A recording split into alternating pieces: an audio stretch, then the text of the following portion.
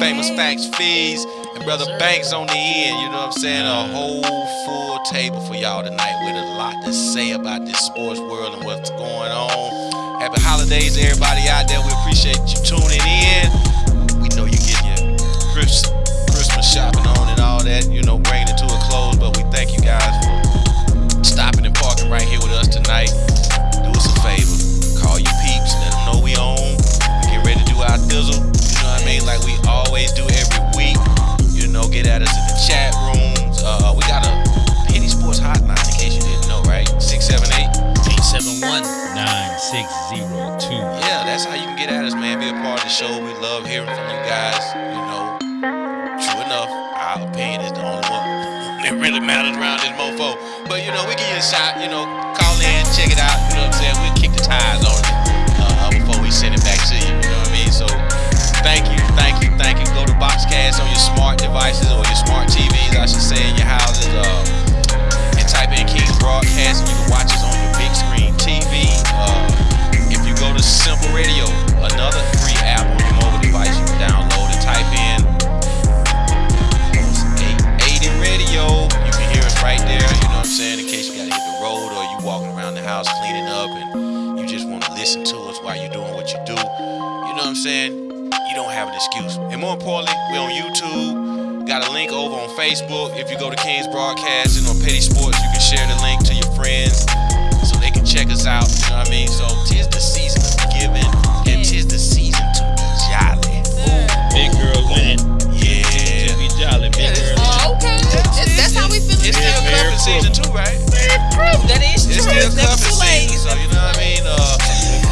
Here we are. You know, we already getting crunk up in here, man. So, thank you. What's up, Petty Man? He over there doing his thing, and we may have a guest coming in tonight, so stay tuned for that. So, without further ado, I pass it on down the line. Miss Lele, talk to him. Hey everybody, I'm back and I'm feeling blessed. As always, you know, Amazon, y'all, they've been working me, so you know.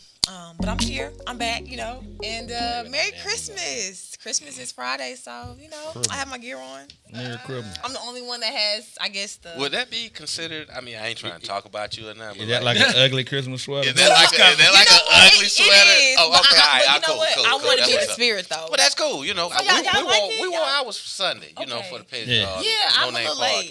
Yeah, late. we It's okay. we know, Yeah, but that's cool, we though. still love you It's though. a nice ugly sweater though. Thank you. Yeah. It's a little small, but you know, yeah. It's medium. Right. Yeah, you got Yeah, your little yoga Christmas See sweater. light bulbs on it. You got light bulbs on it. it light up, but it don't light up no more. Oh, Yeah. okay, yeah. It classifies for ugly at this Washed up, point, for yeah. real, man. Washed up. Light up my life. What up, Feez? What up, Get at what it, up, man. everybody? You know who it is. It's your boy Famous Feez. It's the Christmas edition of Petty Okay. Sports. We about to get this thing on and popping tonight. Plenty of football. We switching to basketball. NBA cranked up. His game's going on as we speak. We saw the ring ceremony. We saw a couple of fights. We don't hit those in a fast five. There's a whole lot of action for the night. Y'all make sure y'all stay tuned. We're going to do this tonight. D Beezy, what's popping? What's going on, man? I'm about to sing that my boy Larry Graham, You Light Up My Life. Yeah. You make me whole. Gosh. It's good, man. Good to be here. Merry Christmas, as my boy Pinky would say. Pinky. Hey, man, it's our Christmas edition, man. Basketball kicked off, man. I know my boy Feez is in rep form now. Of course. Interesting to hear his take on the ring ceremony since he was highly disappointed in, you know, the trophy presentation after they won the championship. So we'll get into that and the rest of it, man. So sit back, relax, man. We got our libation about to light me up a stick, man. And I hope Santa Claus put everything under your Christmas trees, man. And if not, man, you got the best gift right here. That's Petty Sports each and every Wednesday, baby. Let's go get it. Yeah. All right, so let's go ahead and get into it, gentlemen. So just like Feez said, we have a lot to talk about. We're going to talk about the Steelers. Are they going downhill? We have college football action. Of course, we have NBA action as it kicked off last night. And then, of course, we have our infamous Petty Sports Fast Five. We're going to dwell into that. And, of course, last but not least, we have our NFL Week 16 predictions. You know, we have to give that to y'all. So let's start from the top. So the formerly undefeated Pittsburgh Steelers dropped their third straight Monday night to fall to 11-3 and into third place. So what happened to the Pittsburgh Steelers? I heard what y'all said. So, like, I want you all's take because it really seems like the Steelers, they were riding their high horses, but it seems like now they're just like, you know, downhill. So, what y'all in the great words of Denny Green, they are who we thought they were. Yeah, it is. The whole time they was 11-0, 10-0, 9-0, beating their chest. Feel like they ain't played nobody. And the games that they did win, they were barely winning them. They were squeaking by all season long. Told you they beat Baltimore, and we later found out that Baltimore ain't even that good. Tennessee is super sometimey. Other than that, they don't have any real wins on their schedule. They was beating subpar teams and barely beating them. Now they turn around and lost to Washington and Cincinnati. We ain't mad at you for losing to Buffalo. It's a better football team than you. Washington and Cincinnati, and you around here beating your chest on my Super Bowl? They got a lot of things going on. Juju dancing on people's logos. Listen. When the last time he scored a touchdown? What you dancing on people's logos for? All you did was light the fire. He's starting stuff for no reason. Like, you ain't even balling. Like, I can see if he was doing his due. What has Juju done this season? Hey, man, the ghost of T.O. gets in them all, man. Gets in them all. It's like, bro, you got to at least be balling if you want to make that kind of noise. Like, it's sad. It's funny, though. Some of y'all too young to remember when T.O. stood on the Cowboys star. Oh, absolutely not. And did it, and then Emmitt Smith Emmitt came took off and full speed and hit him in the middle of the field. Yeah. Oh, okay. Well, But it still was, Was when that Emmett T.O. or Michael Irvin? It was Emmitt. It was Emmitt. Oh, I got to did see it. that then. Yeah. Oh, T.O., now listen. Nobody gets under your skin better than T.O. And when he did that, that was infamous because everybody, that Dallas Cowboys star. Now, here you go, Juju Smith-Schuster. Go dancing on somebody's logo. And I promise you, that hit that Bell put on him was a direct result of that. So, go ahead, my brother. Man, it's just... So, I'm going to give you even more insight as to what we're seeing. In the last 4 games, Pittsburgh's been 1-3.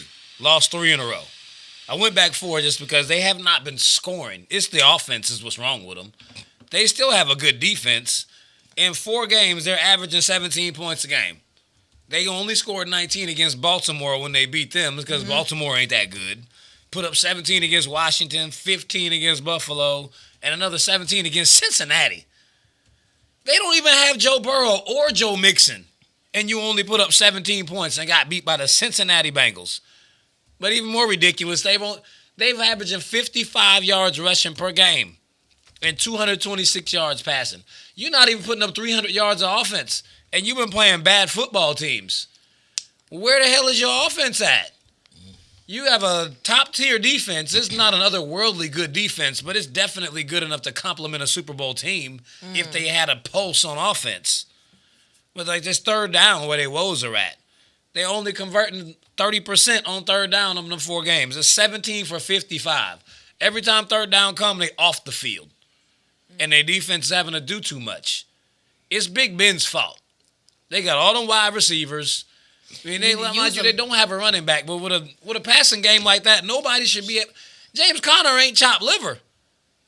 Dude was balling just last year and the year before. All of a sudden, he's trash now because Big Ben can't throw the ball and nobody respect it. Right. Yeah, and to piggyback off of that, Big Ben, I know he's been looking at the game, looking at some of the videos. He's been struggling with his accuracy. So of course, I mean, my thing is just like you said, utilize your receiving core. Like, you know, that's what they're there for. And people, they were saying that Juju needs to do more, which he does. Because as far as dancing, Yes. but you all know that Big Ben, he still has that knee injury. Isn't he struggling with I think his knee or something like that? It's called Father Time. Big Ben is struggling with I need to retire. Oh, Yes, well, that's yes, true because yes. he is how old is he? Well, we talked about it a couple of weeks ago, right? The lack of receiving and a running game. Okay. Defense has been what, you know, Steelers have always been known, the steel curtains back in the 70s. And if you look at even the 80s and 90s, one of the things in the early 2000s, they've always been known as a tough physical defense. That game against Cincinnati Sunday showed you that they were no longer the big bullies on the block.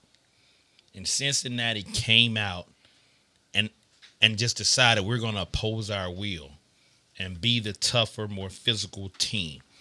That hit that Bell put on Juju Smith-Schuster. was a direct That is funny. That's a classic. bounce back to y'all not the big bad bullies and y'all record is a lie.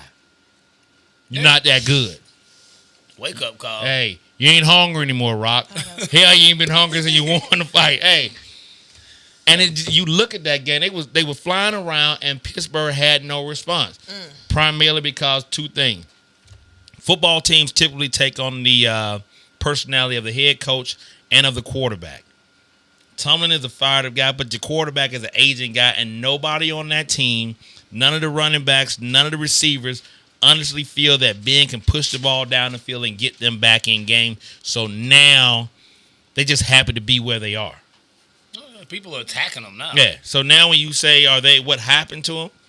Like my man said, they just who they are. You know, they were able to get by. And I said it here. I said, you know, a lot of times the test of a real team is winning those close games. They did that.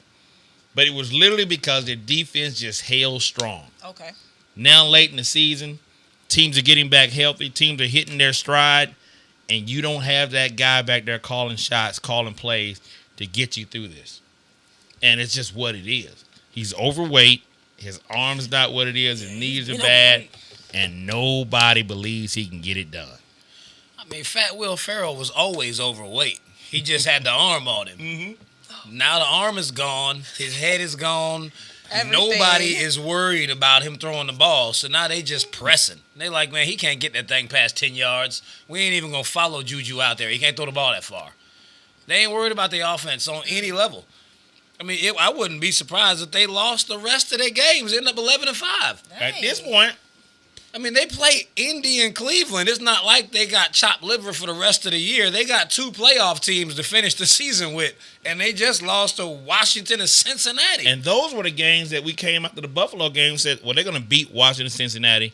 These other games are toss-ups. Yeah. Now you lose to them two, and like you said, you fuck around and won your first 11 and be done the rest of the way. Yep. Lose your division behind that. And lose your division behind. Shaking my head. And you saying they ain't hungry no more. I'm like, apparently they ain't been hungry in a decade. I mean, last I checked, they ain't won a Super Bowl since 2008. They're going to stop living off the legacy for their life. Well, listen. Big Ben looked absolutely terrible out there, Saints man. good. I was like, They he don't. blew that game. To me, Big Ben, he threw 2 picks? So And just did not look good at all. Took him too long to get in rhythm. It was just, I thought maybe in the second half they would make an adjustment. And early on, it seemed like they might have figured it out to say, okay, we can make this a game and maybe pull this out, but just couldn't get out of their own way, man. But I Got ran off the field by Bentley. Who is Bentley?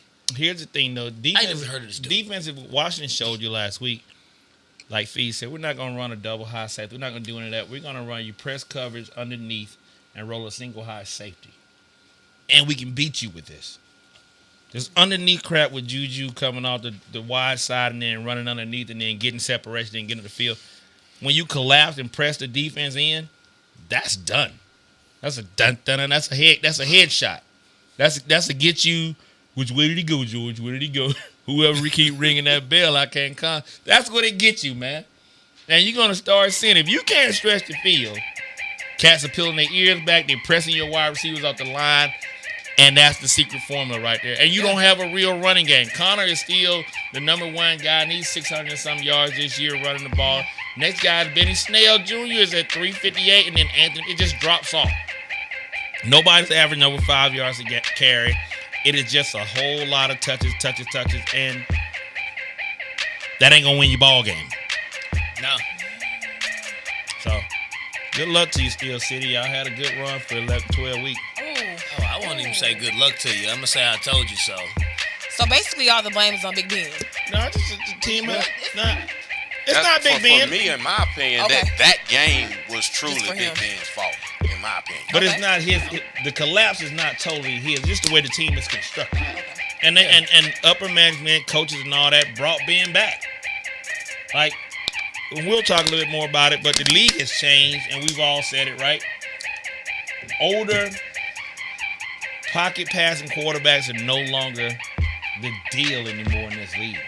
Look at teams that are coming out of obscurity. Look at your boy Josh Allen in Buffalo. That boy can run. Hey, man, I'm telling you. So I'm saying there's no more of that. Yeah, Yeah, we saw Bentley could run. He took off for like a 24-yarder or something. That step up in the pocket, dude, that's done. You know what I mean? Just the game has evolved. And so, gone are the ways of the Big Bens, the Matt Ryans, and all that. Their days are numbered, man. What happened to the Pittsburgh fans that was all up in I the see chat my girl every day? Jamila back. I'm sorry. Are they back Wait. How do we pronounce that? Jamila's the only Steeler Hey, fan that Jamila. stays And Jamila. in I'm the not a chat. Steelers fan, but The rest of them ran away. Jamila said, "Hey everybody, yes, I know my blood still have issues. Yes, they do." Okay. Well, at least she knows. She said she's been ready for Big Ben to go away. So this will be your year. You can see him go away. Oh.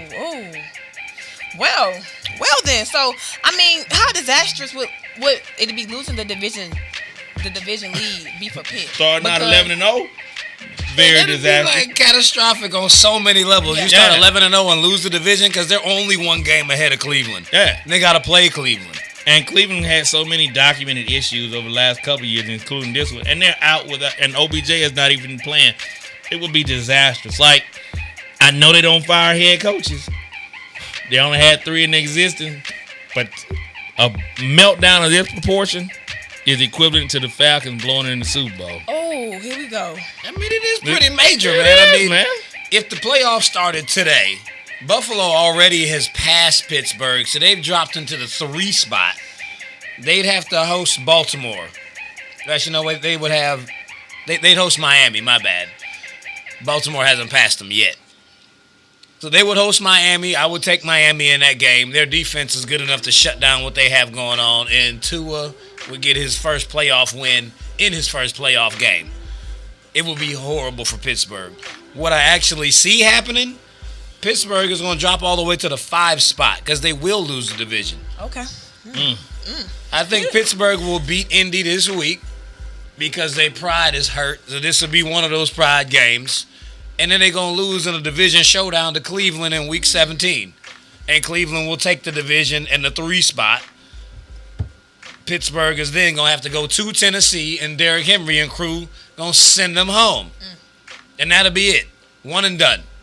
Missed the playoffs the last 2 years. Started off 11-0 off a sorry schedule, and one and done.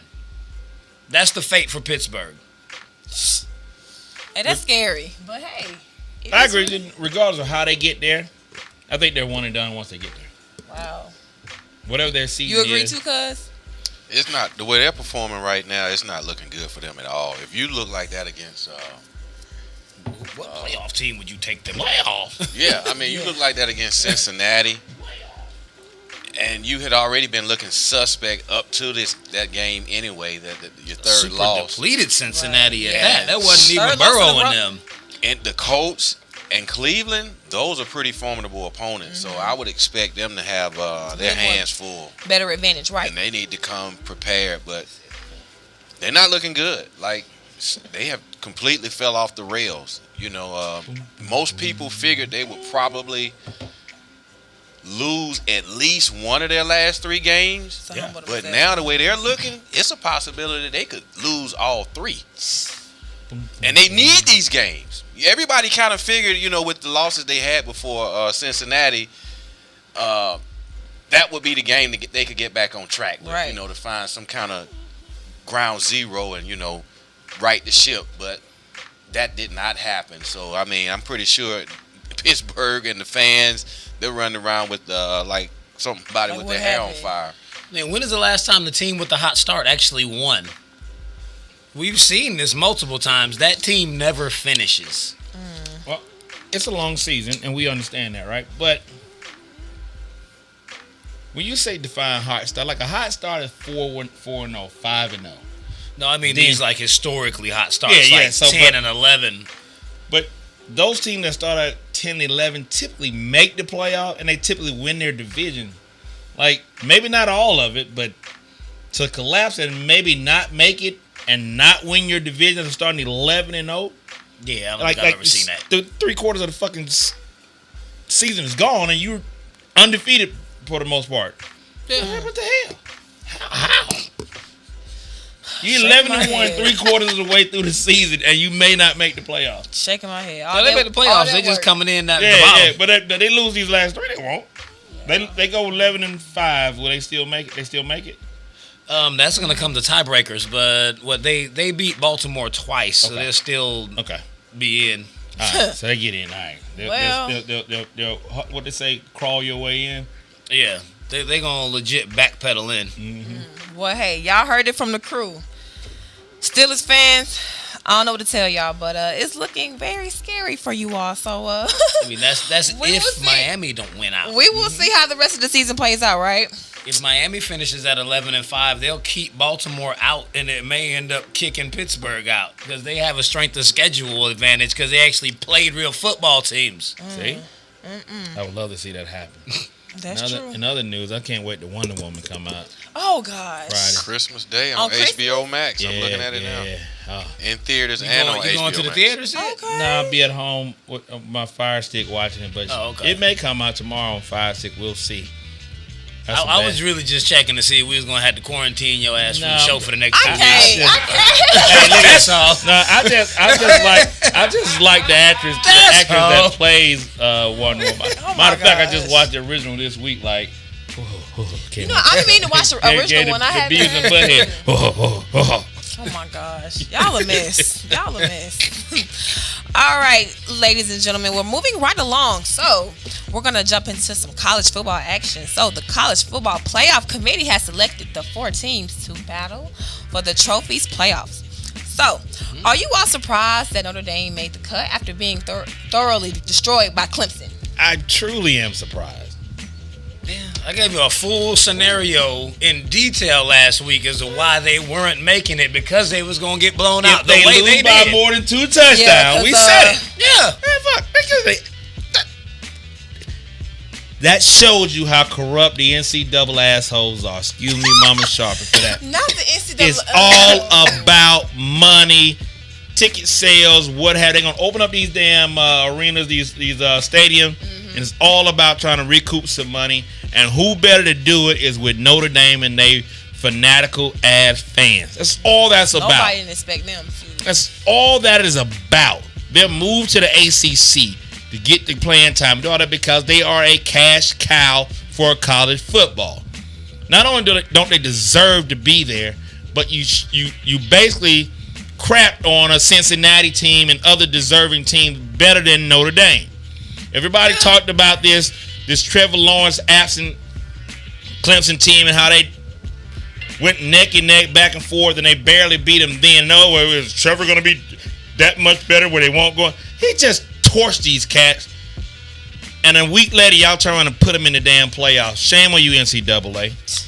I mean, it's sad. There's so many more deserving teams. I mean, I don't really think Texas A&M is good enough to play against Alabama or any of the top 3 either. But after Clemson destroyed Notre Dame like that, they absolutely do not deserve to be in it. They could have put Texas A&M in. I would have understood that. That's what I assumed was going to happen because of where they were already ranked. Mm-hmm. They could have hopped Cincinnati in there.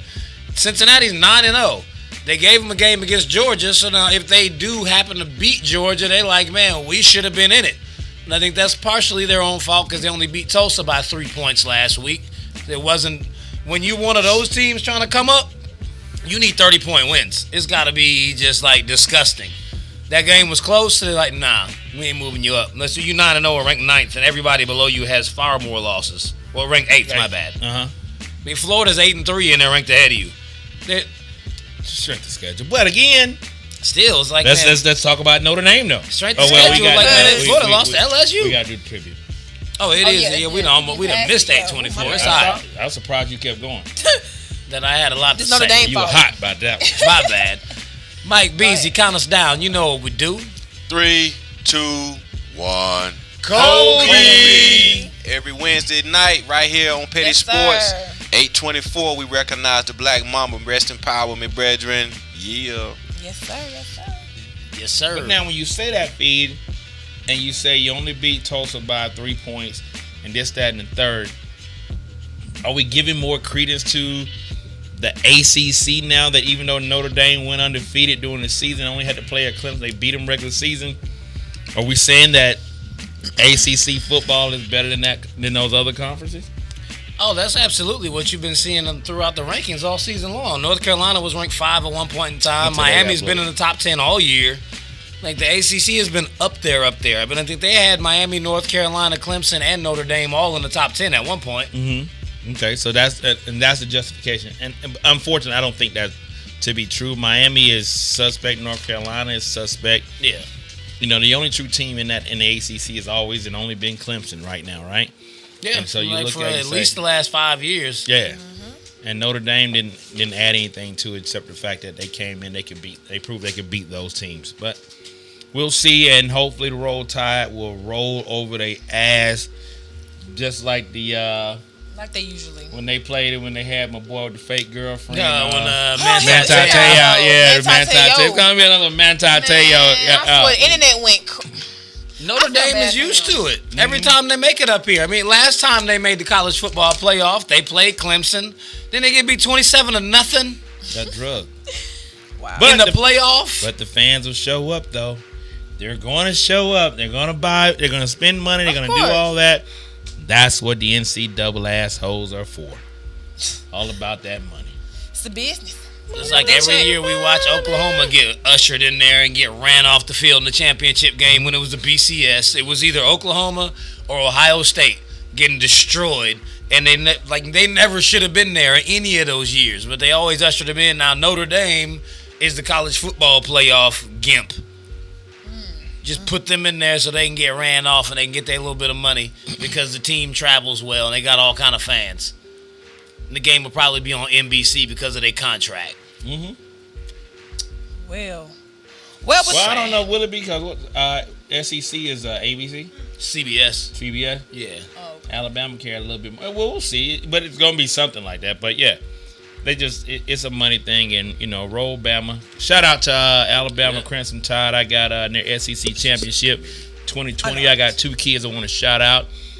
Will Anderson, freshman outside linebacker for Alabama. Okay. Ended the season 7 sacks, leading the SEC in total sacks as a true freshman. Way to go.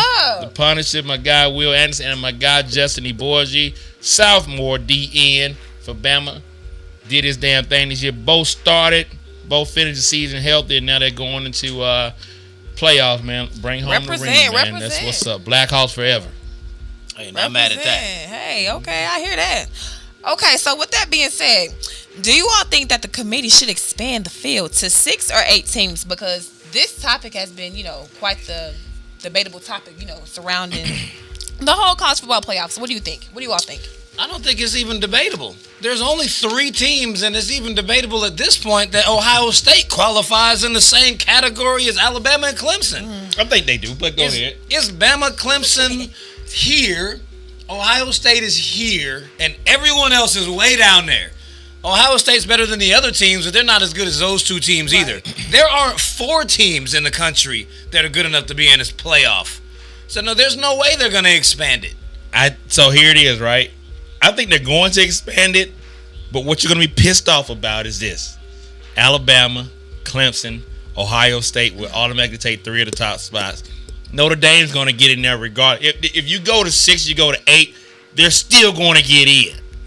So realistically, you're going to have one, if you go 6, you're going to have 1, maybe 2 at-large spots. If you go to 8, you get 3 at-large spots. The rest of it's going to be about fans and who brings the biggest crowd and fans. So even those teams like the Outliers, like the Cincinnati, the Florida, the FAU and Florida, who claim they won a championship. Oh, yeah, UCF. UCF, they're still not going to get in. Because, unfortunately, their fan base does not have enough money to get them in. So if you expand it, 3 slots going to already be taken. And then what's going to really piss you off is when the SEC mess around and get 2 or 3 spots in there. Because now you're going to say, well, Georgia lost to Alabama in the SEC championship game. Florida lost to Alabama in the SEC. If that was the case this year, Florida would be in. And so now you can possibly have 2, maybe 3 SEC teams in. And this, that, and then, the SEC is not that great. But compared to everybody else in the nation, yes, the hell they are. You can take it even a step further. Had USC beat Oregon at the end of that game, Cincinnati would have been out. They wouldn't even have made it even with 8 teams because they absolutely would have gotten it. That was a hell of a game. mean, you got certain schools gonna get in. I mean, between Bama, Clemson, Ohio State, Notre Dame, Oklahoma, USC, if their record says that they deserve a look, they're getting in. Absolutely. They're always gonna get the nod over those teams. So it doesn't matter about expanding it at all. You know who's going to be in there regardless. So, Right. Much as I love to watch my boys, SC does not need to be on the field against Bama and Clemson. They could be Cincinnati though. So Well, Georgia better actually come out there and show up before they have. They got 6 guys already opted out of it. Before they mess around and have Cincinnati talking like University of Central Florida, like we won a national championship because we 10-0, and they beat Auburn in their playoff or in their bowl game. I'm going to tell you right now, Georgia's not going to win their game. They've already, as of today, 6 players opted out. 6 seniors opted out of the bowl game. wow. So now they're gonna act like, oh, we didn't want to be there. No, they're entering into the draft. So that thing about trying to play a miscellaneous bowl game doesn't really appeal to these kids anymore, right? They rather take this time to go out, get ready for those who got invites to the combine, however it's going to look this year, and then their independent school pro days. Get ready and prepare for that. The coach is not going to be upset with them. Why? Because when they go to the pros, they're going to say, hey, we got 5 first rounders, we got this, we got that, we got da-da-da-da-da, and they use that as a recruiting tool. So guess what? All these cats that opt out for this bowl game, they'll be back on campus training. They'll be back in campus for the pro days. And all you fans like, but if you don't want to play for us, you shouldn't do it. Go somewhere and sit your ass down. Go sit down. They've done their obligation. They've gotten through their junior year for the most of them. Some got their senior year. The universe has gotten the money off these kids. Now it's time for them to go get theirs. Hey, well, y'all heard it from DB then. So, okay. So moving right along. So basically, before we jump into our NBA action, we're going to have Mike B with the sponsors. So go ahead and take it away for us. Hey, ladies and gentlemen, thank you so much for tuning in. We greatly appreciate it tonight. You are tuned in to Petty Sports Wednesday night edition, all brought to you by Kingz Broadcasting Studios. Mike Bell, baby. Lay, Famous Facts Feez, Brother Banks on the end. Petty Man behind the ones and two, making it all work. We still hoping our special guest will tune in or zoom in tonight for the show. Looking forward to hearing from him and what his team finally did, which no one was expecting to do. Them to accomplish this year. But hey, go join the page, Kingz Broadcasting. Follow Petty Sports. Like the pages. Go to YouTube and hit that subscribe button on Kingz Broadcasting. You know what I mean? So whenever we go hot for any of our shows, we have shows throughout the week. Sunday, No Name the Podcast at 8. The Hip Hop Show with 808 on the Beat. Fridays, 8 o'clock with D Bizzle and Q Smooth. Right here Wednesday with us. And Thursday, you have the Petty Man Podcast. So not sure if they're doing one tomorrow night, but stay tuned. We just may surprise you. So check us out, Hot 3 on Mondays. All our shows air at 8 o'clock p.m. Eastern Time. So thank you so much. Go to Kingz Broadcast and hit the donate button. Spend some money. We got all kind of merchandise over there. We got mugs for all shows. We got the tumblers, T-shirts, hoodies, all that. Like tonight, I'm wearing the Petty Sports. You know, we got one for Kingz Broadcasting, Post 880. Just check us out, man. Spend with Black Business. You know, help us have a merry ho jolly Christmas. You know what I mean? So thank you. Back to the regular scheduled program. All right, yes sir. Some hoes? Oh God. 3 times. You just called them 3 hoes. It started with you, Dwight, first though. What did I do? The NCAA, yeah, all that. That's what it. But they also That's different. double ass hoes. Yeah, that's different. That's not. That's a committee, a body as a whole, not young ladies. Right, yeah, of course. Yeah. Of course. Yeah. The committee, the whole committee. Yeah. Double asshole. Okay. I didn't call them hoes. Garden tools. We know what you heroes mean. of We know what you evangelism. mean. None of that. Oh my gosh. All right, so as you all know, the NBA kicked off last night. Man, was it quite a show. So we're going to talk about the Lakers and their ring ceremony. So what did you all think of the virtual family ring presentation? Because me personally, I liked it. As far as the players' reactions, to seeing their family and friends, just congratulating them and everything. The expressions on the players' faces. That was pretty cool and special to me. So, what do you all think? Yeah, I mean, it was a pretty dope concept. I mean, we've never seen anyone have to do that virtually because of COVID. I mean, they had a nice little touch to it. I mean, there were certain things about it I thought was funny, like Giannis having to congratulate his brother on getting the ring before him. Like, yeah, bring many more back to the family. Like, that hurt your heart to say it. And you're like, man, he gonna get another one before I get one. So you can see it in his face. Like, that was funny to me. Thought it was pretty dope how for Bron, they had all the I Promise School kids come up before his family came out and made their presentation. It was like they made it a production for his, but I mean, you expected it to be that. Not mad at that either. I was right on the cusp of being mad again until I actually saw the rings. I knew it was coming. And you know, the rings, they actually got a removable top. That's dope. You pop the top off, and it has the retired Laker jerseys in there with the 2 Kobe jerseys in purple and the rest of them in gold. And then they got the Black Mamba skin behind it on the inside. Like, so the inside of the ring is super dope. I was like, oh, okay, all right. I'm a pull back and not go all the way in because I was about to be like, man, y'all did it again. Come on, man. Dang. You know, like LeBron had the 24 little band on his finger. Then he put his ring on. Granted, it did look like the ring that they had out there for LeBron didn't fit him. I swear he put it on all 10 of his fingers. He kept moving it and moving it and moving it. He took a picture. It was like, all right, yeah, don't fit this finger. Or maybe he just, I don't know, maybe he might have been clowning with the guys, but we couldn't hear what he was saying. So, I mean, it looked like it just didn't fit any of his fingers. I'm like, yo, what's going on with your ring? I mean, if you could have heard the audio, it might have been different. They may have been just on some clowning inside stuff. But it was just funny. I was noticing, like, man, like, that thing seemed like it really don't fit him. But yeah, I mean, overall, I think the virtual ring presentation, they got that in. That was pretty dope.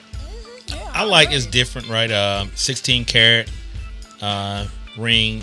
Jason and Beverly Hills did it. And, you know, you look at the reports on it because it's something different with the removable cap and the inside tribute to all the past Lakers and so on and so forth. He did this thing in 4 weeks, man. He turned this ring around in 4 weeks. And made that many of them. And made that many of them. And, you know, if you're familiar with everybody in the organization gets one. You know, that's the crazy part behind it, right? He didn't do one ring. Yeah. So this is a mass-produced ring, you know, and if you know anything about Jason Beverly Hills, he does probably everybody in the NBA guys, even the superstars out in LA, those are his all personal clients too. So he ain't just sitting around twiddling his thumb hoping the NBA comes to him and saying, hey, we need you to design this ring. So hats off to him, man. Again, a phenomenal job. You know, can't wait to see who gets, you know, which one of these guys, you know, at the end of their career gets down and out and this shit ends up on the auction block or some pawn shop. Because if I had the money, not a Laker fan, it's some. But, you know, at the end of the day, though, with a lot of these rings and all that, they don't get nowhere near the market value because it's something that you have to, one, if you didn't experience it, you want to play it, not that much value to it. But if you're not a diehard fan, it's not. So they don't get a whole lot for it, especially like the 15th guy on the bench, a role player. All right, this is like Giannis' brother. Yeah, like Giannis' brother, right? It might be because it's Giannis' brother ring that might get a little bit more value if his brother continues on the streak he's going. But the same deal, nobody's gonna care about that ring from him. For whatever you're gonna do with it, you might as well just get a replica. Exactly, real shit. It looks exactly the same. Like if y'all have seen some of them Patriots rings that I got, like they are cut from the exact same mold that they made the actual ones from. They just put zirconia. They look exactly the same. Mm-hmm. Just zirconia. Just don't get it wet. That's all. Yeah, just be delicate. Don't get it. Your fingers start turning green. Don't wear it too much. Oh man, that'd be crazy. Get steel. Just get steel. Don't try to get too fancy with the gold. Yeah. Okay. But that's good though. Shout out and hats off to the Laker organization. Right, of course. Shout out. They think, of course. So, here we go. So, are we falling for the Clippers again after another opening night win over the Lakers? Because y'all, I mean, come on. No. I mean, of course, the Clippers. They going into this game. Of course, they were the underdogs. You know, against the defending champs, which you know are the Lakers. Playoff ball. Everybody sitting up talking about the new look Clippers. Playoff Paul caught hot I last think it's night. too much hype around them. surrounding Pandemic them. Paul. He's been renamed. Pandemic. Okay, P. Pandemic Yeah, P. I'm y'all sorry. can't talk, 'cause he My went off. apologies. He went off. Well, he went off last night, but he didn't really go off until to the second half. That's when he Listen. was looking Oh, like. first half he was looking ridiculous, Right, throwing the ball right. to the ref, out there looking Yeah, crazy, at first he was lost. missing passes. Like he was looking pretty bad in the first half. But I mean, the way the Clippers started off that game, they were up 39-19 in the first quarter, and then only up by 2 at the half.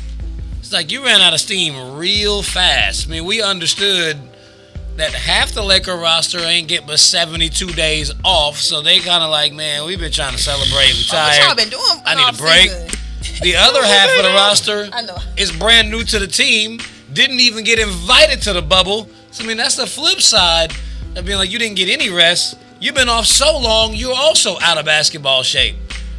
So, I mean, I'm not falling for what the Clippers are doing. I mean, the Clippers are going to be good, and they're going to get knocked out again. They're probably getting knocked out by the Nuggets again.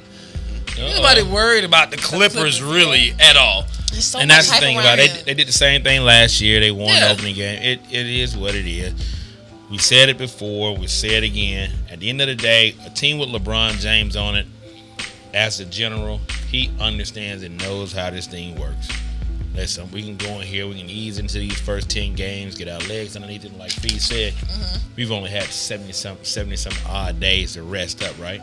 We won it all, people. Those went by so Hence- quick, it seemed like. Hence the ring ceremony. Yeah, it went by very So quick, quick, right? yeah. And so now you're thinking about those guys who, legs are tired, legs are worn out, and that bubble life, back to back, no real breaks in between those games. Yeah.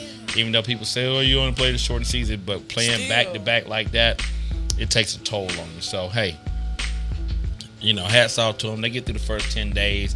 You'll see the first 10 games, I should say. And then you'll start to see that Laker mentality kick in. They're like, "Let's go get it." I would go even further than that to say about the first 20, 25 games. I mean, you look at them in February and see that they start just running through people. And you're like, oh, my God.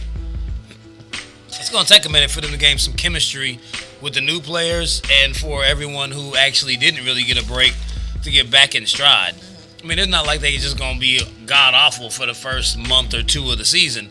But you're going to look at them and be like, oh, they look beatable, vulnerable. It's going to take about 20 games or so before you start being like, damn, they're going to win again. That's the tagline. You're going to see that tagline from the national sports media. What's wrong with LeBron and the Lakers? They had trouble of not making the playoffs and all that stuff. And then you have some national sports reporters say, LeBron and the Lakers will not make the playoffs this year. And here's why. All clickbait. All clickbait. Every year it's the same thing. It's the same It's the thing, same man. headline. Every time when he went to he went to Miami, the whole nine. Go ahead, Bill. Even when he came back to the Lakers, he got injured and didn't finish that last season before last or something. Everybody wanted to start kicking the tires on the narrative about Father Time. Father Time undefeated LeBron game getting ready to take a dive. He just don't have it like he used to no more, man. He this, he that. Look at all the time he take off. What they call it, load management. Load management. And so now, he can shut up all the naysayers. I guess you'll still have people, and I mentioned this right at the end when they won the ring. A lot of people will put that asterisk by their victory because it was in the pandemic and so forth. You didn't go to each other's gyms to play and have to fight through that piece of the playoffs. But aside from that, he has done it in the Western Conference and Eastern Conference, because that was a knock on LeBron for a long time. Oh, it's way easy in the East. He can come out of the East every year and win. But when you come to the West, it's a much tougher road to travel. Yep. And he went out there, his second year? Yeah, it was year 2. Yeah, year 2, off being injured, and took his team to the promised land, and they come out shining. So LeBron, you can never count this guy out. He's in tremendous shape. He's a great leader. All around. I think one of the reasons he has lasted so long in his career is probably another knock that people give him or have on him is because he shares the ball. he has no problem getting people, and he doesn't take that load on like what a lot of people prefer to see out of that caliber player over the years, just taking over the game on the regular and doing it that way. He does not have a problem dishing off, and to me that equals longevity in your career at some point, especially now, it's paying dividends. You know what I'm saying? He can still turn it up a couple of notches when he need to get the job done. So Facts. I think the Clippers difference are in his nothing. game actually is a little even easier to see than that. Like what I've been on him for 15 plus years about, he went down with the groin injury and came back, and he's actually developed somewhat of a jump shot. People can't just let him shoot. It's like, if you give him shots, he's going to start making them because he actually can shoot now. Before in his career, he was like, man, I'm healthy. I'm going to just bulldoze you, run you over. And he still does it. Yeah. Mm-hmm. But if you create a wall like you can do against Giannis, he can sit behind the wall and just shoot now. Yeah. Like that one change of his game, like it makes it extremely difficult to defend him because now you can't just leave him back there. I mean, that was pretty much what you was going to do to try to slow him down. I mean, like, man, don't let him in the lane. Keep him off the line, because he usually makes them early in the game, and then the end of the game is a whole other story. But now he's actually started knocking them things down. I mean, he started kind of getting a little extra with it, taking them logo shots like, bro, you're not Steph, but you step on it a little bit. Them. He's making some of them. He make them here and there, but it's like, hey, like step in just a little bit, hash mark, blue inside from there. Like don't try to shoot from the logo. That's a bit much. Bron say in the gym is his range. When I step in the gym, that's my range. Okay. Hey. Yeah, but he's just that game. He's a student of the game. Yeah. And unfortunately for the league, you got a high talented guy that's also a student of the game, which is, I think, is that next step in the evolution, right? And we talk about it, and there's debate all the time about who's the best. Jordan, Bron, Kobe. Look at the game holistically, right? Jordan did his thing. Kobe came in, emulated Jordan, and kind of took the intensity into the next level. LeBron came in and emulated Kobe and Jordan and says, guess what? I'm going to be a student of the game coming into the game. Along with my freakish size, my freakish ability. Then I developed my shot earlier than Jordan did in his career. It's just it's like the perfect storm. Just got the shot. Yeah, but I mean, you think about Jordan got his shot developed really when his legs started to go away, and he had to get into that fadeaway jump shot. Kobe took that early on in his repertoire. Like Mike didn't even play as long as what it took LeBron to develop a right, shot. But by the time but to Mike's point, Bell point, look at the load that MJ was on early in his career. That takes a toll on anybody. Like your legs and all that takes a toll on. LeBron just smart about it. Hey man, I can cruise through it just like we talked about during the championship. He's gonna cruise through it. He'll give you a game here. We ain't worried. You can have a game here. Just gonna come out and blow the doors off. I'm gonna rest today. And that's how he's done it. You look at his career. That's how he makes it happen. Stacey Avery, how you doing, Stacey? The Clippers, to that point of it, I think it's way too early. You know what I'm saying?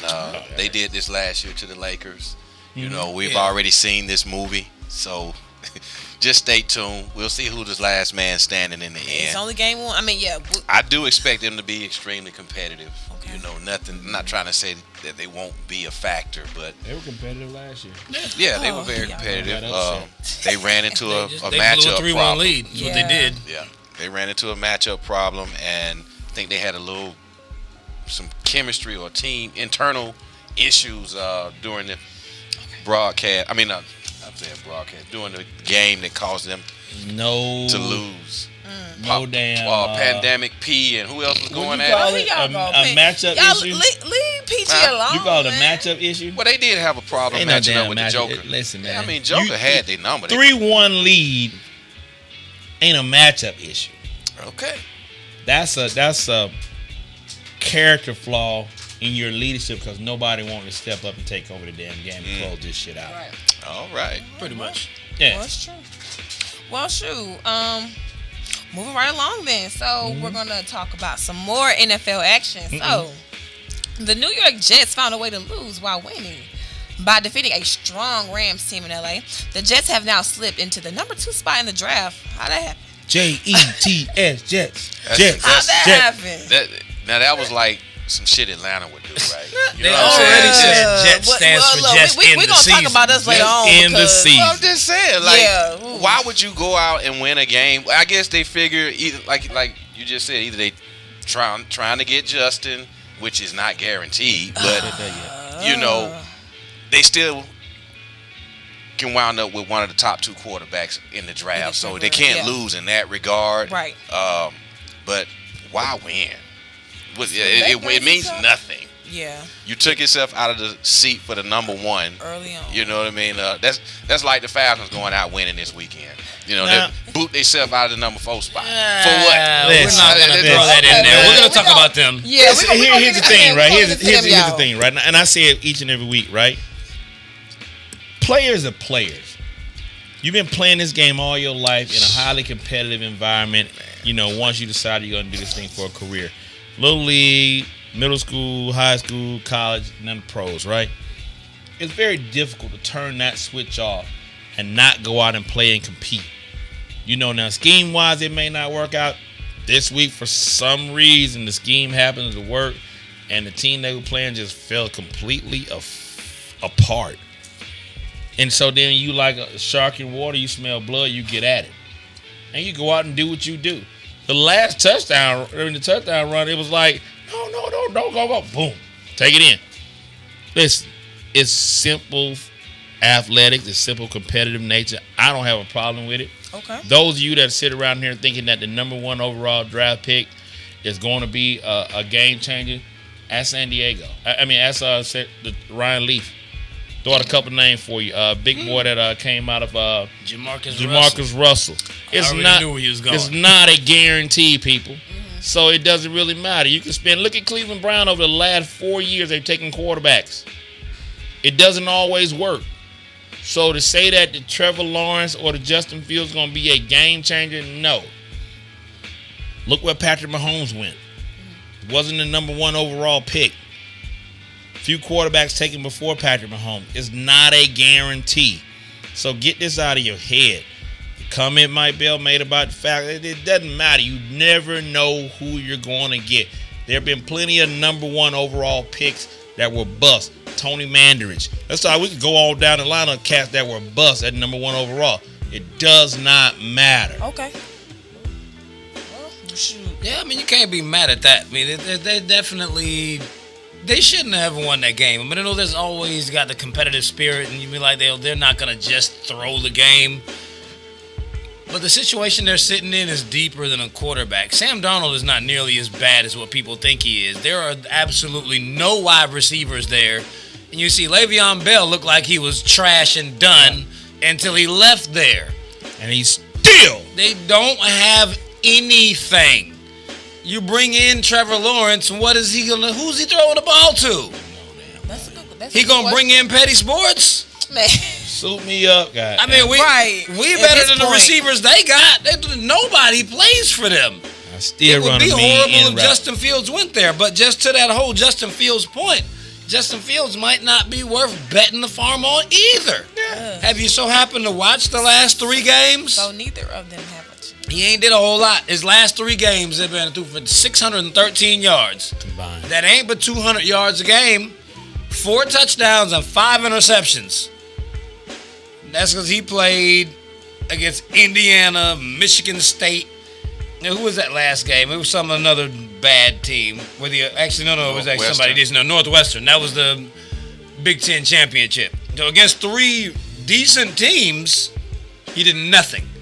Then you look back 2 weeks before that against Penn State and Rutgers. In just 2 games now, the last ones I gave you a 3-game sample. 2 games, 632 yards, 9 touchdowns, no picks. He destroys bad teams. When he plays against good teams, I don't know what happened. He fell off. He was looking good last season. This year has not been the case. It's definitely got to be hurting that status. I mean, they may still pick him at number 2. But if you look at what he's actually been looking like, that trend right there says Ohio State might get beat the same way Notre Dame did against Clemson. That was my point to you. he has to come out and has to put a matchup for the ages against Trevor Lawrence in order for anybody to take him in the first pick. The only way somebody takes him in the first pick is they say, hey, he is the next Pat Mahomes, Russell Wilson, this, that, from an athletic point of view. That's how somebody takes him. Says, listen, this guy's a transformative guy. He can beat you with his legs and his arm. He can do it all, yada, yada, yada. And that's all going to be predicated on what he does when he takes the field against Clemson. Yep. He goes out there and shows his natural behind and goes slap the fuck off. Hey, man, he can bump Sunshine.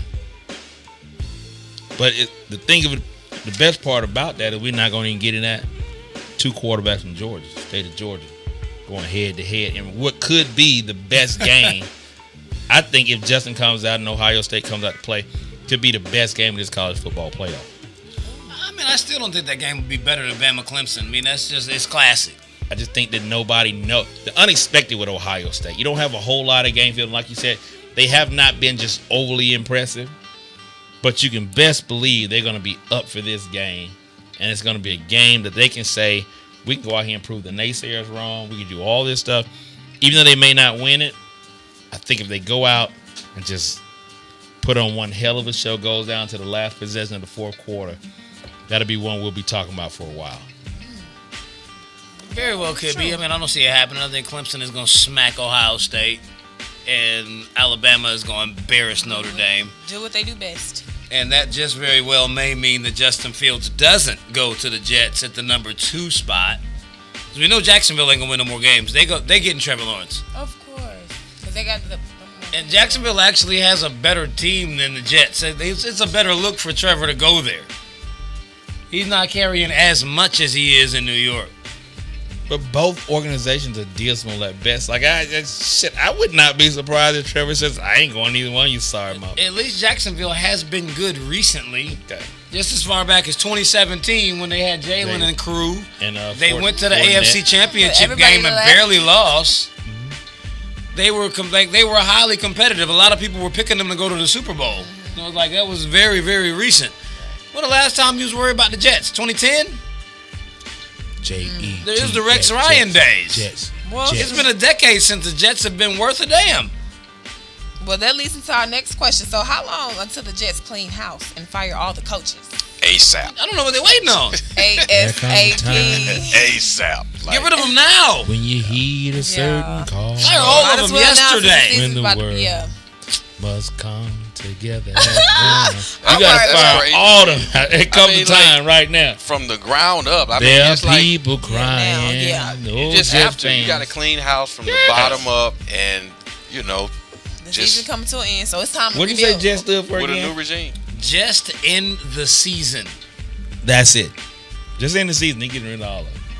Because you don't want to, listen, first and foremost, here's the thing, right? And the reason why you do it. No matter where you fall, you're taking a quarterback. It doesn't matter who comes in as a GM, doesn't matter who comes in as a coach. You already know as an organization who you're taking. Unless, of course, somebody comes in and does this blockbuster trade and be like, we're going to give you blah, blah, blah, and blah for that number 1 pick. Ain't a whole lot of teams that got that many superstars with easy salary numbers that can do that. The one team that comes to mind that can do that is Tampa Bay.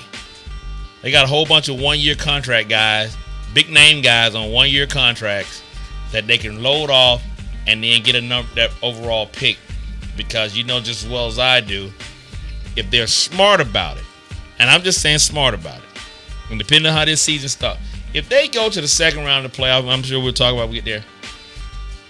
Brady has done what he can do, and this group of guys have done what they can do. They won't win it next year. But you don't have to let Broadway Tom Brady leave out of there without a clear and distinct successor. If you get a Trevor Lawrence, you get a Justin Fields, who better to sit behind for a year and learn the freaking game than TB12?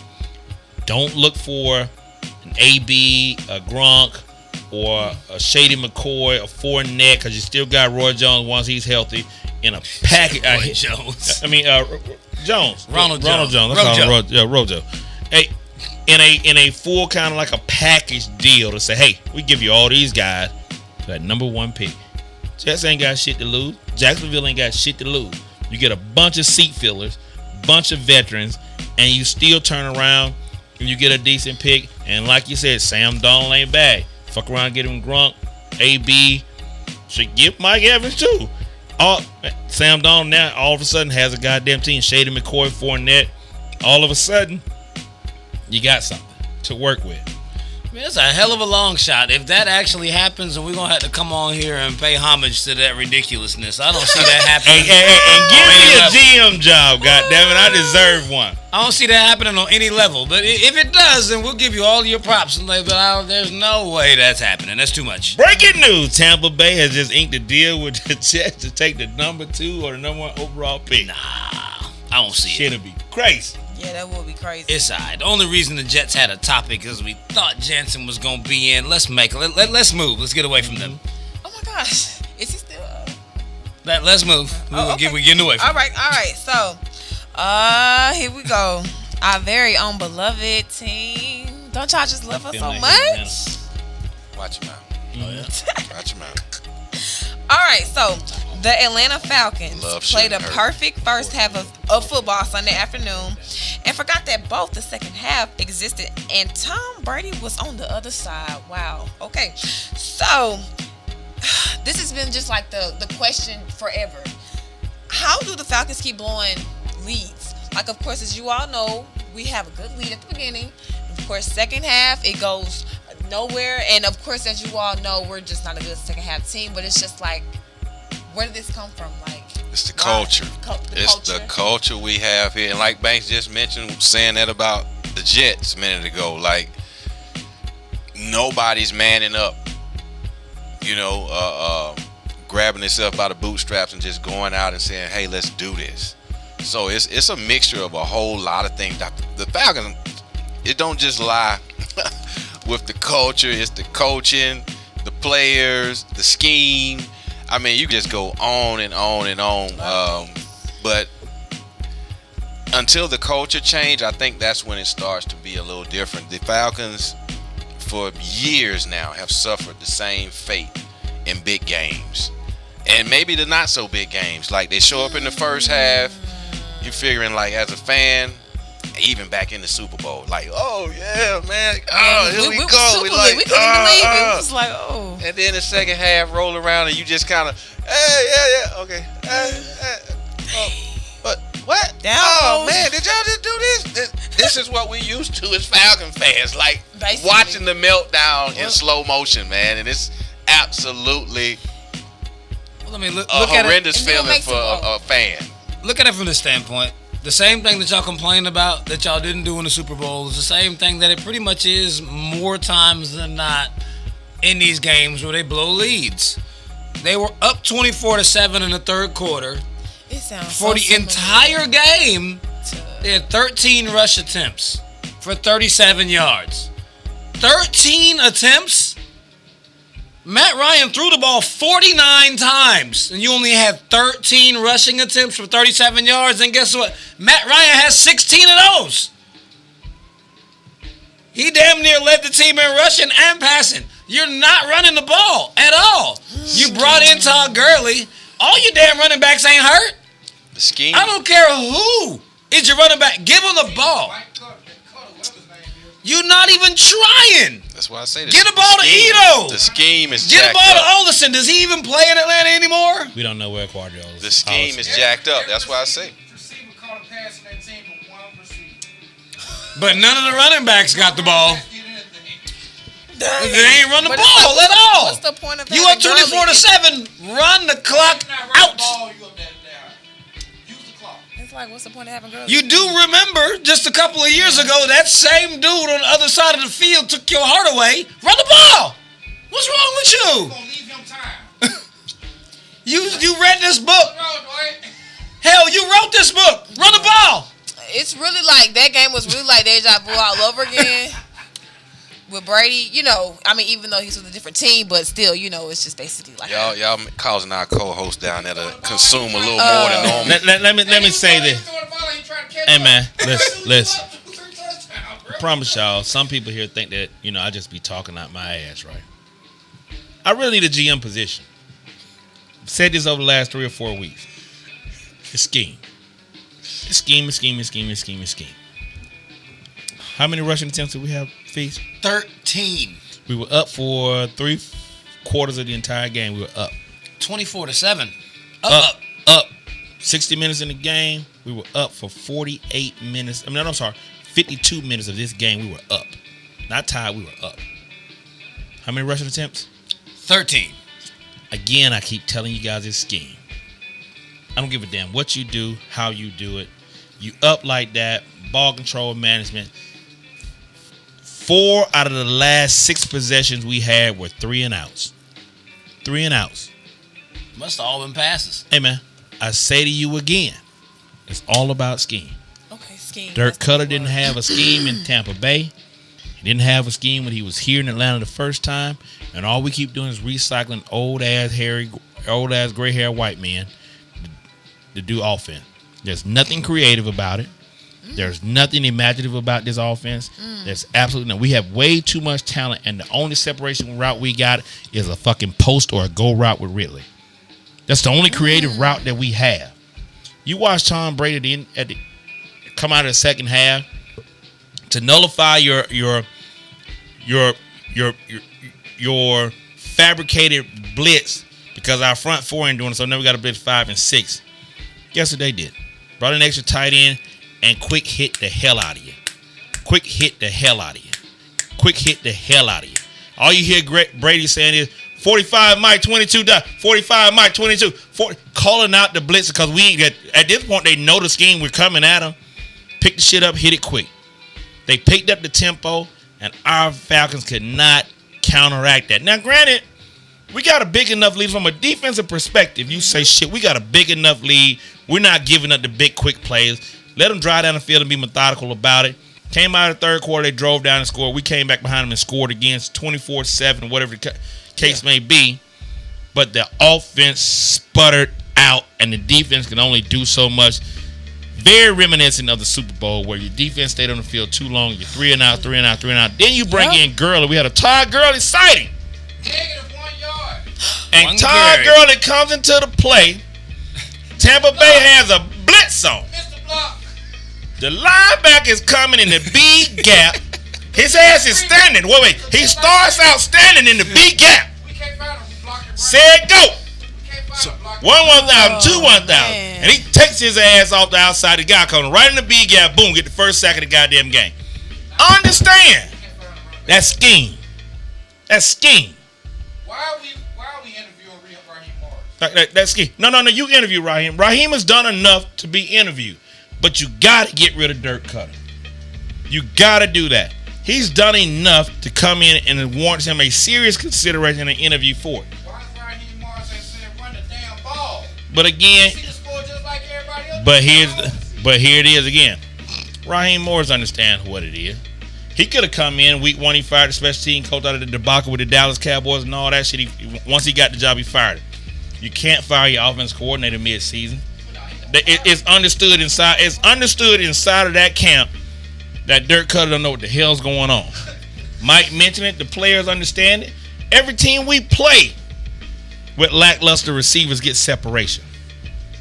Why in the hell is it that the Calvin Ridleys, the Julio Jones, the Hurst, none of them guys can get separation? You got guys running in the same area of the field in the zone, 2 receivers in the same goddamn area. When the last time Julio played? Well, Julio he's supposed to come back this week with me. Yeah. Supposed to. But I would sit him out. I would sit him out. What's the point? Yeah, I mean, What's the my point? goodness. There's That a makes hamstring. no sense. Yeah.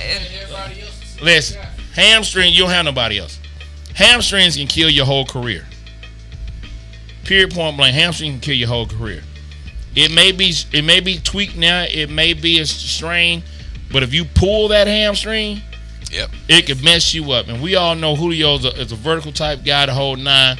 I sit him down. Sit him You down. gave him the franchise money. 'Cause the You season gave him a about- lot of money. You're not playing Sit for him anything. down. Yeah. You're not playing for anything that's worth him damaging or hindering his career. And that being said, you mess around and get him hurt. If your new guy come in and want to pawn him off and trade him Well, that ain't gonna somewhere, happen. That's not gonna happen. you won't be able to do it because he damaged goods. But they're not getting rid of him anyway. I You don't heard put that this past. week, Rich McKay was on sports radio, and he talked about the fact that their plan is they're going to hear the new guy, and they want to hear what the new guy's plan is for Matt and Julio. And that got to be in line with what they're doing. He didn't come out and say, you got to keep him. But off the blankets already said Julio Jones is a Falcon for life. Matt Ryan's on the back end of his thing. And so nobody's going to pick up that hefty price tag. And then we also understand that Matt Ryan just came into the top 10 of career touchdown passes in the entire NFL. Despite what you guys want to say and what people want to say about Matt, this, that, and the third, Matt Ryan's a damn good quarterback in this league. And you got to have the pieces behind it. You got to put a running game behind it. You got to have a healthy offensive line. And you MVP season 2016. This is what this guy is. Sick and tired of people thinking he ain't gonna run it. He got 16 fucking total yards. That's his game. He was in one carry. Yeah. He ain't no running quarterback. But he had half the rush yards. But you give him an opportunity to sit back there in a clean damn pocket, he will produce for you. Everybody want to watch the highlights of them, Mahomes, Russell Wilson, Lamar Jackson. Oh, we need a guy like that. That ain't what your team is built for. You can't even run the goddamn ball with the running backs you got. I mean, even with that being said, I think number 2 is past his prime, and we cannot expect anything more than what we've been getting from him moving forward.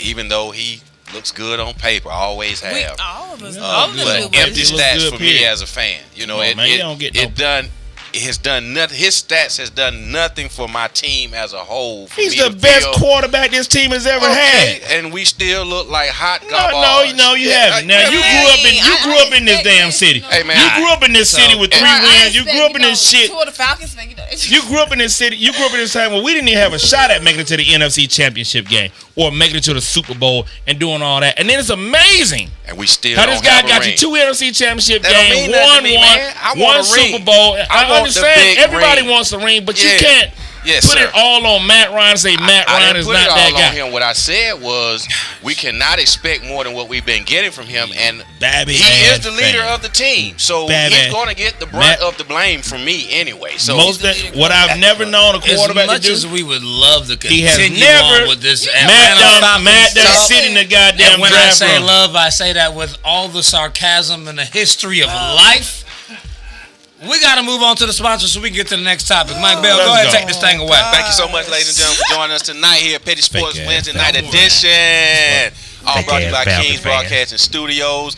I'm Mike Bell, baby. Miss Lele, famous hey. Facts Feez. Dwight Banks bringing up the rear. You know that's his favorite position back there, Don't bringing fuck up the with rear. my Falcons, You know what I'm dude. saying? But fuck the Falcons. You know what I'm saying? Share the show, share the show, share the show. We thank you for joining tonight. You could have been anywhere else in the world, but you right here with us. We greatly appreciate it. Call your people. Please do us that favor. You know, we looking to go viral and digital like right now. Like, do that for us. Right. Share it with your friends, neighbors, co-workers. Call them up. Let them know we on. We got 45 hot minutes left. And you know we going to do the damn thing like we always do. Go to Kingz Broadcasting on YouTube. Subscribe to the page. So whatever show we got going on throughout the week, you'll be notified. And you can just tune in and check us out. You know what? Well, maybe not me perhaps, but like any other shows the Kingz Broadcast presents for that night. And go to Simple Radio, the mobile app that's absolutely free. Type in the post A80 and you can hear us right there on your mobile device, in your vehicle or whatever you're doing, you know what I'm saying? And Boxcast on your smart TV. That's another absolutely free app. Boxcast, Boxcast, and type in Kingz Broadcasting. Kingz with a Z, ladies and gentlemen. And you can watch our show right there on your big screen in your man cave or your she shed. And go to Kingz Broadcasting, spend some money, hit that donate button, buy some gear. Support You know what I'm black saying? businesses. Tis the season to be jolly and giving, alright? Yeah, ATL. Oh, back to the Race Sketch program. All right, here we go. Yes, sir. All right. All right. So it's time for our Petty Sports Fast 5. We have some juicy five topics. Our first one is Canelo Alvarez. So, Canelo Alvarez snuck in a fight Saturday night. So, what do we think about his fight, gentlemen? Man, it was crazy. I didn't even know Canelo was fighting. I just looked on the app because, I get to see everything. So, Canelo Alvarez fought Callum Smith, won by decision. Watch the fight, man. He worked through the whole fight. It was pretty ugly. It was just like a straight technical destruction. He was hitting him with a little fake jab, uppercuts. It was pretty bad. I mean, I'll give Smith credit for having a strong jaw. But most fighters would have gotten knocked out getting hit by Canelo like that because Canelo is a puncher. He's a puncher that actually can box with you, but when he connects, he'll take you out. I mean, that's all the credit I can give him. I mean, it was for to clear up a couple of belts in the the 168 division. So, yeah, I mean, I can't be mad at him for fighting him. I had to actually check on it. It's like, who the hell is this guy and why are you fighting him? Because you need, there's other people that you need to fight. But I can't be mad at that. He was a contender that was actually holding belts. So he went in and handled his business. I just don't want to see him fight anybody else that we don't know. Okay. That's my next question. Was this? I didn't watch the fight, but was this guy even a belt holder? He was. That's why he fought him. All right. Well, okay. Well, maybe it was like a little easy little. I had to take a step back. Okay, you took some belts from him. Got you. But yeah, that fake jab uppercut, that was filthy. I'm like, dang, he didn't even see it coming. I'm just like, wow. I looked at the highlights. I was just like, oh, John, that was crazy. Hey man, I ain't never seen it before. State of boxing right now. Right. I've never seen it before. But just a state of boxing at this point. I see.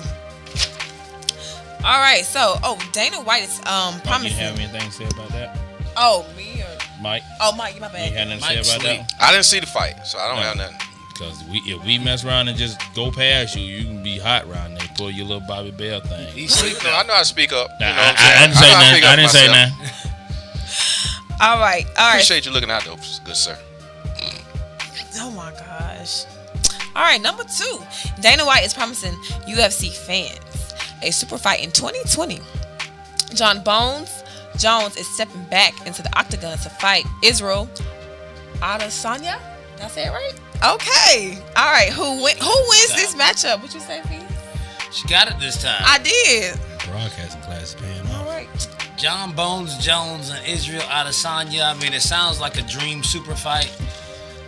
John Jones has been out of the octagon for quite some time. The last time he was in the octagon, it was I feel like they just gave him that fight. That's why he had that press conference where he was sitting in there, and the first 5 minutes of the press conference, he was thanking his team, the staff, thanking God. It took him forever to get to the point that we're like, bro, you lost that fight. They gave it to you. See, they had to thank everybody, kind of try to loosen you up, soften you up a little bit. It was the swan before you talked about it. I mean, you come into this fight. I mean, John Jones is considerably bigger than Israel. I mean, he generally is sitting at 205. Israel fights at 185. They're both 6'4", so he doesn't have a reach advantage on him. But, I mean, John Jones's skill set is definitely far beyond what Israel's is. So, I mean, it could go one of two ways. Either John Jones is going to use his weight, take him to the ground, and if he puts him on the floor, then that's going to be a wrap for Israel. If they just stand up, Israel's too young, too quick, then Israel will actually catch him, and that will be the end of the mystique of John Jones. So let me ask this question: is it going to be a weight class fight, or just a super fight with no weight class? I mean, they didn't say who's moving up or down. So that would be the determining factor, because if Bones got to go down a little bit more. It's been a while since he fought at that lower weight class at a younger age. Yeah. That can become more difficult for him, to do so. Lose power, lose all that stuff. He's not as young as he used to be, and so on and so forth. And with boxers, they typically move up in weight class as they get older because it's harder to cut weight and things of that nature. So that's why I was wondering if they're just going to go back to the old UFC where it's kind of an open style format. If Dana wants to do that, do that. Open the shit up where you may have to fight 2 times a night, this, that, and the third, or whatever, and it could be open weight class, pull names out of a fucking hat. Back when Horace Gracie was tapping jokers out with his gi and so forth. If you want to go do that, Dana Jones, do that. and I'm all on board. I'm taking John Jones. And I'm all on board. $100 pay-per-view, take my money. Oh, dang. If he doesn't have to make weight, I'm taking John Jones easy. Okay. About you, cuz? I'm going with John Jones. Even though he's been out of the ring for a while, I still believe he has what it takes to go in there and maybe put this guy down. Depends on how he comes in and strategize his fight. You know what I mean? If he tries to go toe-to-toe with John Jones, clearly that will probably be a mistake. But being strategic with what he does in the ring and not letting John Jones pin him to the ground and so forth, he may stand a chance. But I think John Jones is seasoned enough to pull this out and not even break a good sweat. Okay. Well, I mean, John Jones, he's, of course, the favorite in this fight. Just like you said, they are the same height, of course. You know, Jones is a little bigger. But so right here, he's preparing to move up to heavyweight. So he was John Jones what, like 205 is it? He's 205 John now? Jones has been fighting heavyweight. Oh, okay, cool. Oh, break it down. So All right. does John Jones try to end this fast or 'Cause go he the can- distance? He can't end it fast. I mean, he's not going to be able to catch Adesanya that way. I mean, Okay. unless Israel tries something stupid. Right, okay. He's not going to do that. He knows. I mean, they fight a very, very similar fight. So there's going to be a lot of jockeying for position, not getting hit. If they go to the ground, then John Jones is a far superior wrestler. He will tap him out. All right, well, we'll see. He big. Anyways, all right. So next question. Number 3. Carson Wentz is asking to be traded if Hurts continues to start. Should they move him? Bum. Like Listen. yesterday. Like, get rid of He him. sounds so salty, but Clearly. right, like come on. You've been injury prone for like majority of your career, so it's just like, why be mad? He's on a 4-year, $128 million deal through 2024. He's got a lot of time left on that contract. It's a whole lot. And I know a lot of people are under the impression that you can't move off of a contract like this. For everyone who thinks that you cannot, I will take you back to one Brock Osweiler. Brock Osweiler had that massive contract with Houston. What did Houston do? Houston traded him to the Cleveland Browns. Did you ever see Brock Osweiler start for Cleveland? No! They figured out how to move this money and get off of a contract so long as you have the consent of another football team. They traded him to Cleveland. Cleveland cut him before the June 1st deadline. And that was null a and wrap. void. Neither team had to pay him. That's ownership collusion. That's collusion. And that's collusion. At its finest. That is They freaking talked about fine. it, how they could both get off them books. Like, we're going to give you something, but we need you to help us. And they both won. That's Osweiler was done. That's collusion. That could very well happen to Carson Wentz. It's going to happen. You're looking to do, he played 12 games this season, 16 touchdowns, 15 interceptions. Dang, wow. Terrible. So here it is, that's right? And Hurts come in and look like he's looking. Why would I bother bringing Wentz back? And they're Especially four, if we're not even done with the season. 4-9-1. But under Jalen, they're 1-1. That man But big. we're That not man even big. done with the season, and you crying about. You walking around butt hurt If he's about gonna a be guy the that's starter, doing clearly better than I you. don't want to be a That's why he's backup. mad, because he doesn't Yeah. want to play backup to Hurts. Well, Listen. I mean, the truth It hurts is what it is. sometimes. It's a The business. truth is about Carson Wentz is this. I didn't even Nope. think he should have ever got the money. Remember I said that back in the day? Nobody a wants to virgin. say this. Nobody wants to talk about it. Carson Wentz is your prototypical participation trophy kid. Got a little talent. Always been given position. Always had to play, but never had to compete. The Nick Foles thing had him fucked up. So he pouted about it. He got the contract. Even though he didn't do anything. He came off an MVP caliber type season, got hurt. Bam. Nick Foles got a statue outside of the field. We talked about it last week. It's painful to drive up and see that shit. So now I'm under this pressure. I'm under this Nick Foles statue. I'm under this pressure, but I gotta perform. But it ain't being given to me. Here it is. We bring in Jalen Hurts. We take a quarterback in the second round. Nobody takes a quarterback in the second round to sit him down behind somebody, unless you goddamn your boy up in Green Bay. And all that did was spark Aaron Rodgers' ass, right? Understand you got to have, but see, that's the difference, right? Aaron Rodgers said, "Hey, you brought in this young boy. Right, I'm gonna show He you. better be prepared to hold a clip." Aaron Rodgers said it. He better be prepared to hold a clipboard. Understand the mindset behind that. You want to fuck with me? You want to come in? Yeah, we had our riff last year, your first year head coach. You want to bring in this little young gun? He better be prepared to hold a clipboard. And what does Aaron Rodgers do? Turn in what could possibly be an MVP caliber season. We'll talk about that later. Carson Wentz ain't built like that. Obviously. Ain't built like, I'm going to take my ball and go home. So where in the NFL can you go as a quarterback and you don't have a dog mentality, a win-all mentality? There's not a team that wants you. Nobody wants that. I.e. your boy that was in the Jets, that got a jaw broken by the damn lineman. Geno Smith. Understand, first round draft pick, Geno Smith in the locker room, a defensive lineman who's bagging groceries right now breaks your jaw, and not one offensive lineman don't stump his ass in the mud hole. Because they ain't rock with him. The team don't rock with you because they don't have faith in you. Understand this, Carson Wentz. Now you coming out talking about you want to be traded, but trade your ass home with the kids and the dog. Yeah. It's a wrap for you. Hey, there it is. Shit, you know, it's Fast Five. You went way over I here. know. But I had to because that's some soft ass participation trophy bullshiggity. That was well explained. We all let you agree. ride. We let all you agree. ride. Sorry. No, you good. That was well explained though.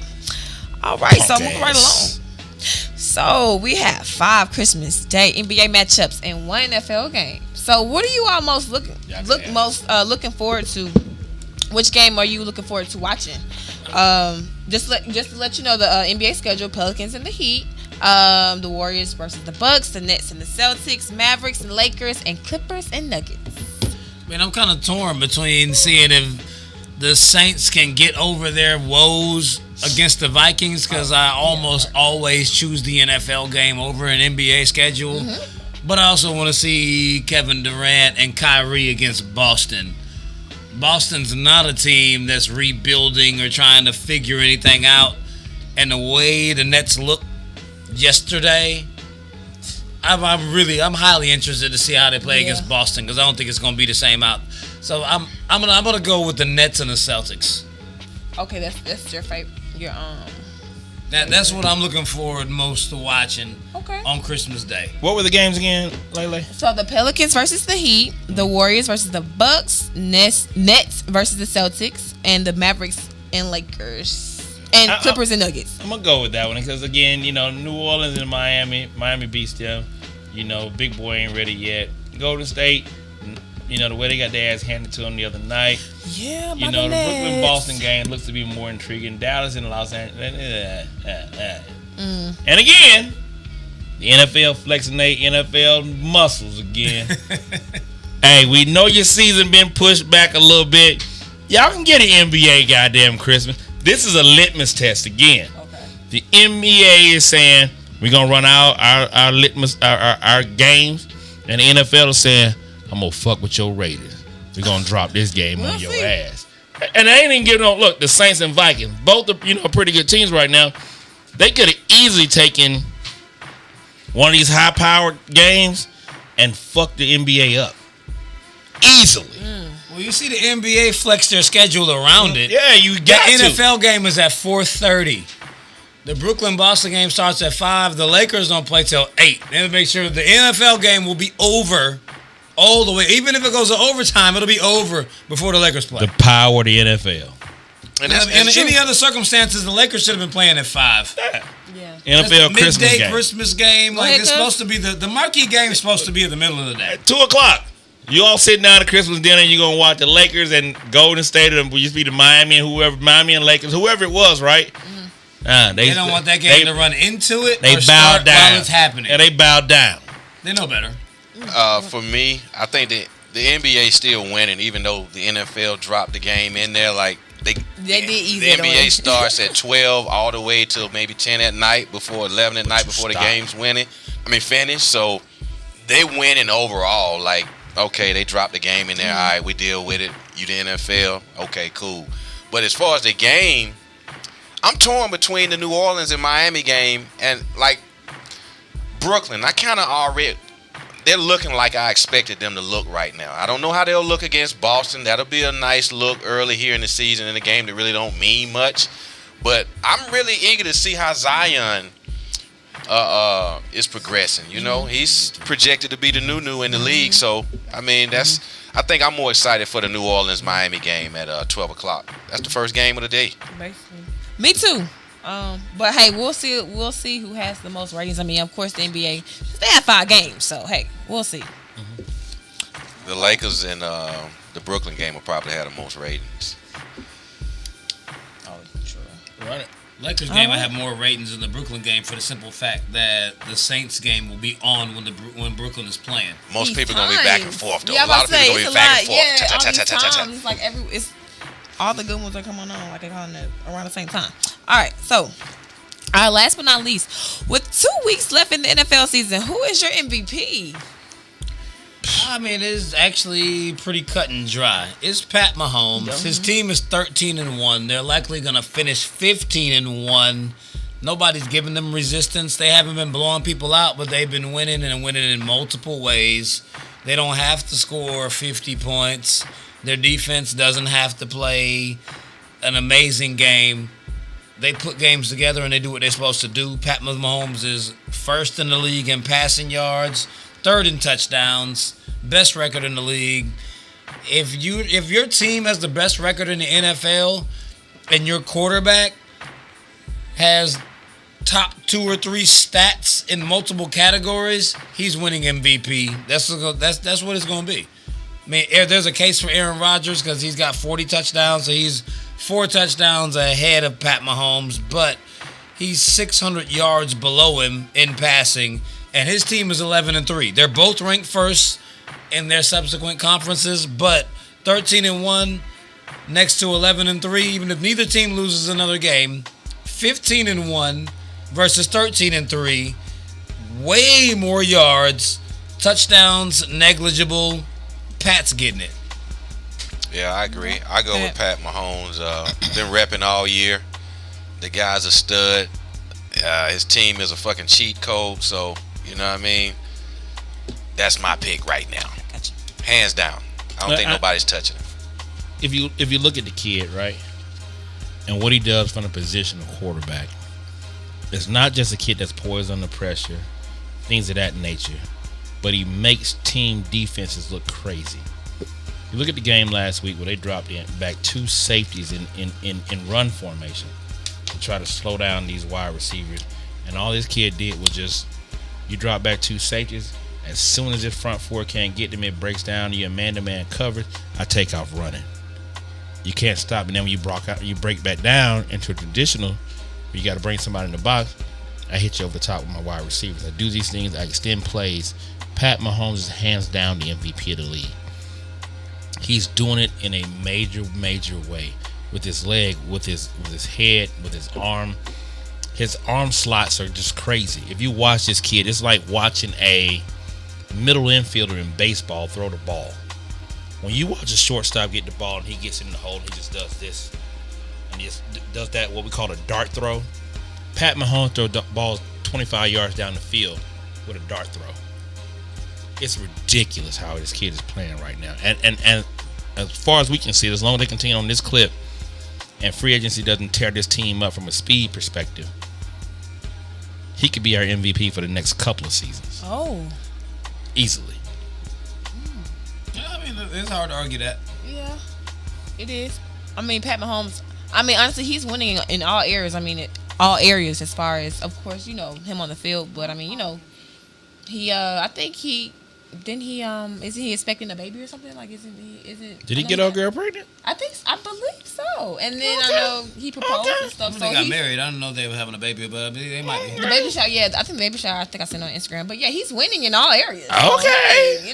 It's looking good for him. Okay. All right. So moving right along. Baby.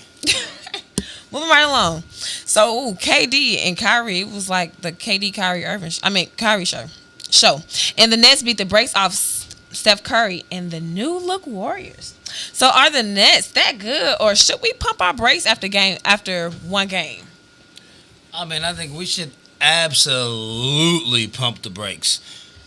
The Golden State Warriors have been a shell of what we have known Golden State to be for an entire season. Like the end of the prior season and all of last season, we assumed they would come back and they would actually be like legit players in the Western Conference, but now Klay Thompson is out.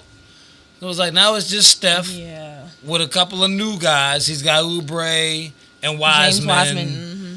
It's like, hey, like there's only so much he can do. And we also know that Kyrie is probably the most injury-prone guy to ever play in the entire NBA, even more so than Derrick Rose. I've never seen someone be hurt so often. Kyrie's never finished a whole season. He only played 11 games at Duke and then got drafted number 1. Anyone who thinks Kyrie is going to play the entire NBA season is just straight brain dead. He's going to leave KD out there solo. They're going to start doubling and tripling him. KD looks really good right now. He's fresh off an Achilles. As the season goes along, that ankle is going to wear just a little bit. He's going to get slower. The Nets are not going to the finals. They are not as good as what they looked yesterday. They're not going anywhere. They'll make the playoffs. They made the playoffs last year without them two. So they'll absolutely make the playoffs, especially in the East. But you ain't taking the Nets to beat Miami. I ain't taking the Nets to beat Milwaukee. They're not getting past these teams. It's not happening. They got star-studded power and like they got a whole lot of glam and glitter. They're not going anywhere. I'm not sold on the Nets. I don't care how good they look. Their health is going to be their detriment. No way that's holding up. I see that. Yeah, I mean, because Steph Curry, he does have a lot of, like new faces, new talent, that he's playing alongside with. So, they have to get adjusted too. So, but who else do y'all think? I think it's overrated right now. The season's just beginning.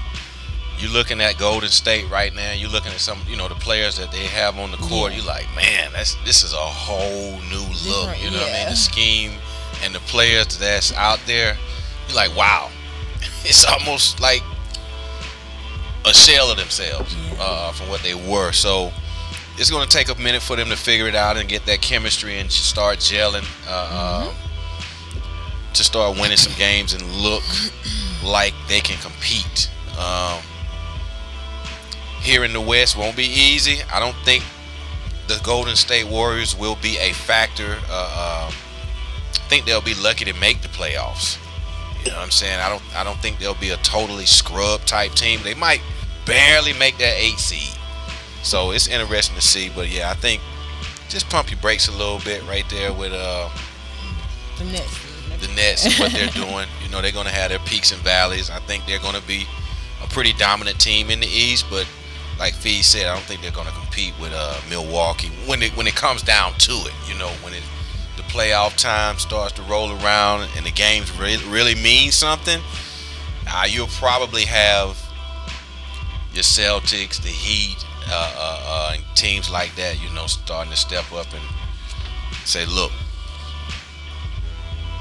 the road ain't that easy in the East like you thought, fellas. You got to come through us. So yeah, just pump your brakes. I think it's all good.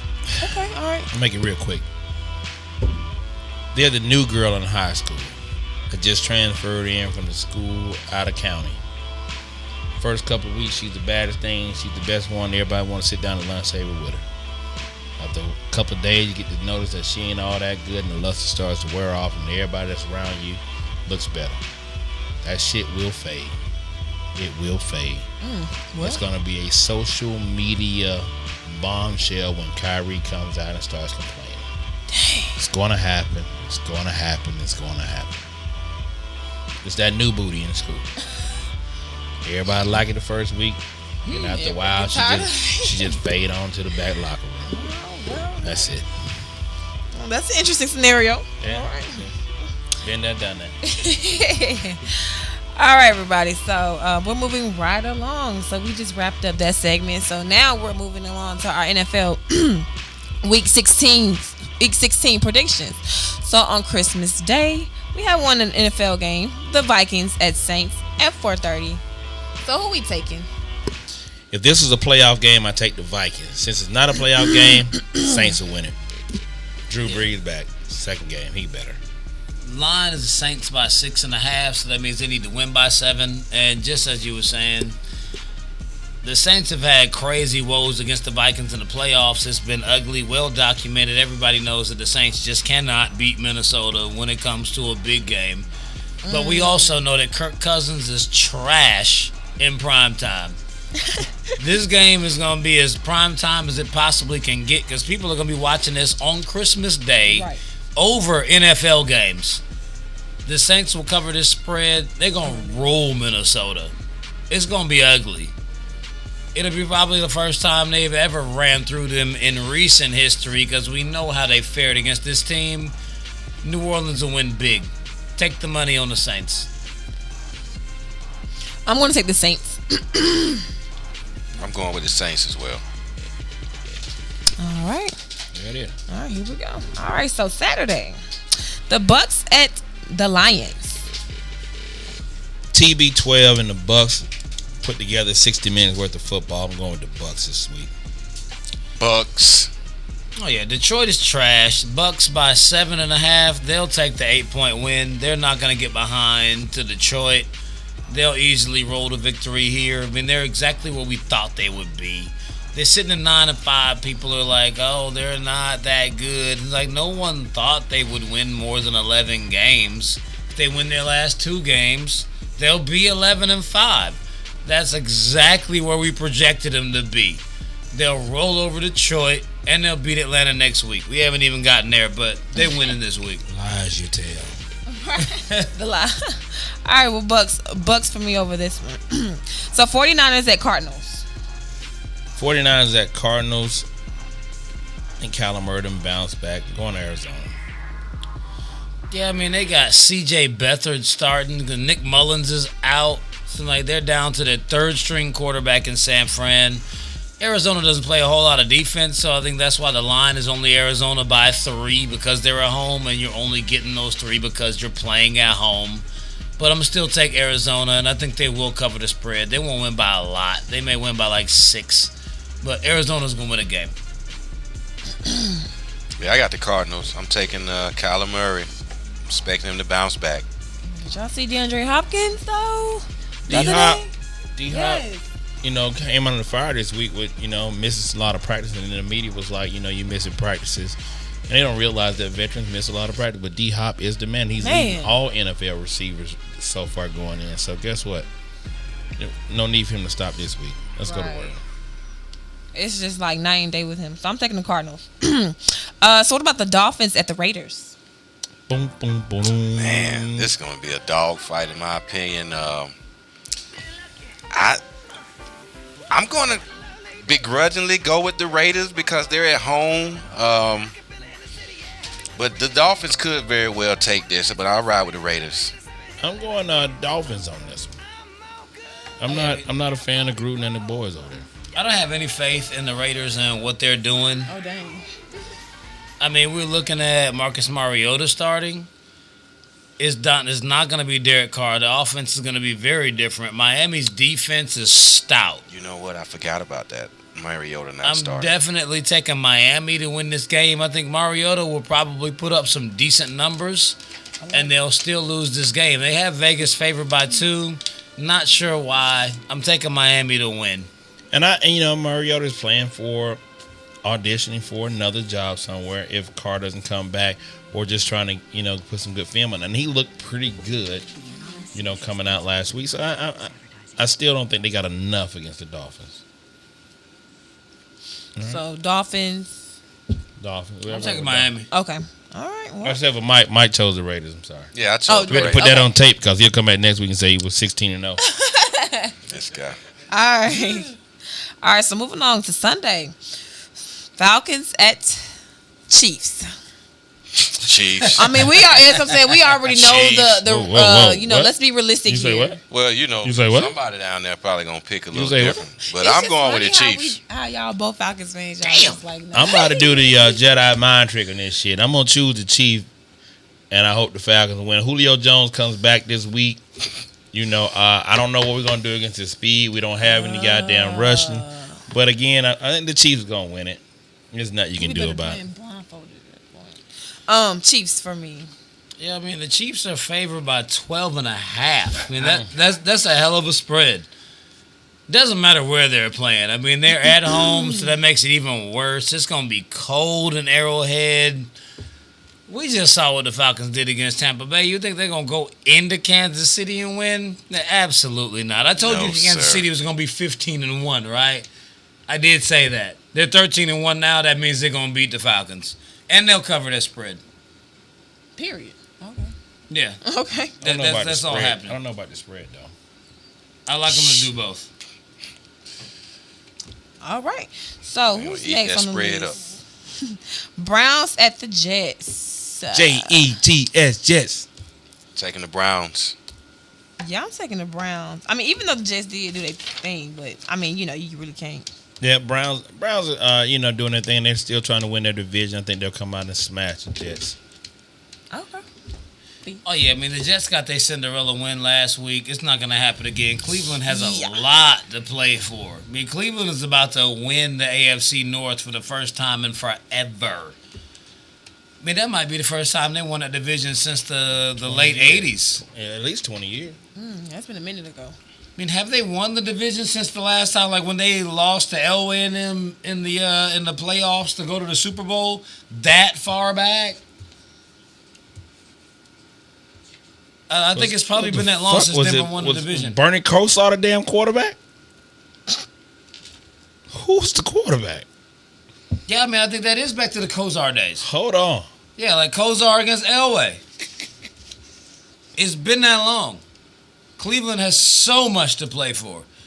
I'm going with Cleveland. This is about to be monumental for their franchise. Cleveland. Oh, yeah. All right, so Yeah, with like 88, 89, something like that. They beat the Giants. No, Shit, we keep rolling while he looked that up. Okay, cool. All right, so the Colts at Steelers. Going with the Colts. Pittsburgh looks out of sorts. 89. Just not sure they're going to be able to pull it out this week against the Colts. And what's my guy, Rivers, and that defense over there. So I'm rocking with them this week. You said the Colts? Yes, sir. The Colts? Mm-hmm. I took the Colts over. Yeah, the Colts. Yeah. Yeah, I have so little faith in Phillip Rivers. I took him out of my fantasy lineup. Pittsburgh has been getting dumped on for the past 3 weeks about what they cannot do. I think Pittsburgh is going to handle Indy at home. It's going to be one of those ugly games where they beat the hell out of the Colts and it's like, oh, hey, we're still here. And then they'll show up on Petty Sports next week acting like they ain't just wet the bed for the past 3 weeks. Right. And lose all those damn games and then nobody had nothing to say about nothing. Pittsburgh's favored by 3. They'll win the game. I mean, 3 points ain't that much. They'll cover that spread because the spread is tiny. I mean, they'll win this week. Okay, so 2002 they won the newly realigned division of the AFC North in 2002. Prior to that, they earned the division title in what was then the AFC Central, 1989. Okay. Yeah, they did win in 2002, but again, that was goddamn. But, hey, wait, with a 9-7 record. Oh wow. Yeah, and that team was knocked out of the postseason, the wild card game by the Steelers. All right, so what's next? The Panthers at the football team. Taking the football team. Oh, I'm taking Carolina. Washington's favored by 3 in this game, and I'm not sure if maybe the odds ain't been updated. Alex Smith clearly is not quarterbacking. Dwayne Haskins was caught in the strip club taking pictures. Boom, boom, boom, boom, boom, no boom, mask boom, on. boom, boom, boom, boom, boom, boom, boom. Who the hell is playing quarterback for Washington this week? Did the NFL say they're gonna put him in the COVID IR? They didn't come out with it yet. I think he's about to be Wednesday. in the contact tracing. Like he's gonna have to All these sit. athletes can come What- to the what- strip club. Even if he does, He and James Harden. if Dwayne Haskins Like, plays, what's up with this week in the strip club? if Dwayne Haskins plays, I'm taking Carolina. If he doesn't play and it's not Alex Smith, I'm taking Carolina. I originally had picked Washington to win this game. It was like, oh, no Alex Smith? Nah, Carolina's gonna win. I take it, and here it is. Ron Rivera knows those guys, knows how to do it. First time back. I'm looking for that kind of an upset. I think if Dwayne Haskins does not go into contact tracing protocol, he plays the game, they beat him hands down.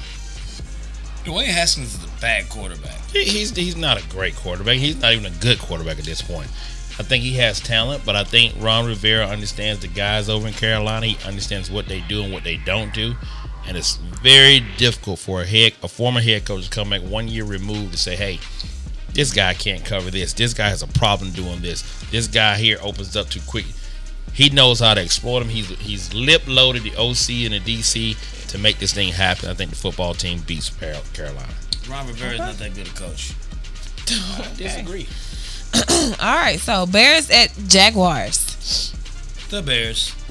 The Bears. Yeah, of course. I did Yeah. The Bears. Bears. That's no brainer. Yeah. Moving right along. Okay. Oh, yeah. Giants at Ravens. Ravens. Yeah, of Baltimore. course. Yeah, there is an argument for the Giants. I'm taking Baltimore. all right. Baltimore's favored by 9.5, though. It's pretty ugly. So what about the Bengals at Texans? Take Houston reluctantly. Yeah, me too. The Bengals did their damn thing. It's not lightning doesn't strike twice. What's Go on the Texas. spread on that? I don't even see it. Yeah, I think But I'm taking Houston. I'm taking Houston Houston. begrudgingly again. I think it's going to be a H-Town. really grimy game, probably more than likely. Yeah, I thought it's gonna be a good. Body rocking, Houston by 8.5. That's the spread. H-Town, give me Houston some big. good love. Somebody All right, rocking, Broncos at the knocking Chargers. numbers. Oh, I'm gonna take I'm your taking, boy Justin Herbert and crew. Give me the Chargers. Yeah. Chargers, okay. I chose the Broncos, man. I think this is an upset game. I just think this is a game that the Chargers don't come out and be prepared for. I mean, it's only Chargers by 2.5. It's not a big spread at all. They're playing at home, so I mean, Denver's going to SoFi. If Denver was playing at home in Mile High with the weather, the altitude, all of that, then I would definitely give more consideration. Playing at LA, I'm gonna give it to the Chargers. All right. Chargers, okay. I went to Broncos. Okay, two. Damn, me and Mike got the same pick. Hey, you picked the Chiefs too, man. I did pick the Chiefs, but We that's rocking, man. That's kind of a fucking idiot bet. I mean, it was the Chiefs. Hell. Oh my gosh. Eagles at Cowboys. Going with the Spread on it. Eagles. Oh, for this me. game was a Yeah. pick'em. Yeah, I'm going with the Eagles. Eagles. You ride the young, What'd you ride got? with the young buck. There is no spread. It's a pick'em. No, who'd you pick? Oh, I'm going with Philly. I'm taking Jalen Hurts all day. I think he gonna tear Dallas a new Well, one. that's a sweep. I got the Yeah, Eagles get that down boy a here. chance. as Get him well. in a chance. No, Jalen about to come out and do his Right, due. that's what I'm saying. Coming yeah. out party. And he's gonna Right. win my fantasy league for me. I got Wentz gonna be I got salty. stock in Jalen. Let's get it. God, Daddy. Sitting on And the Jalen, we bench. trust.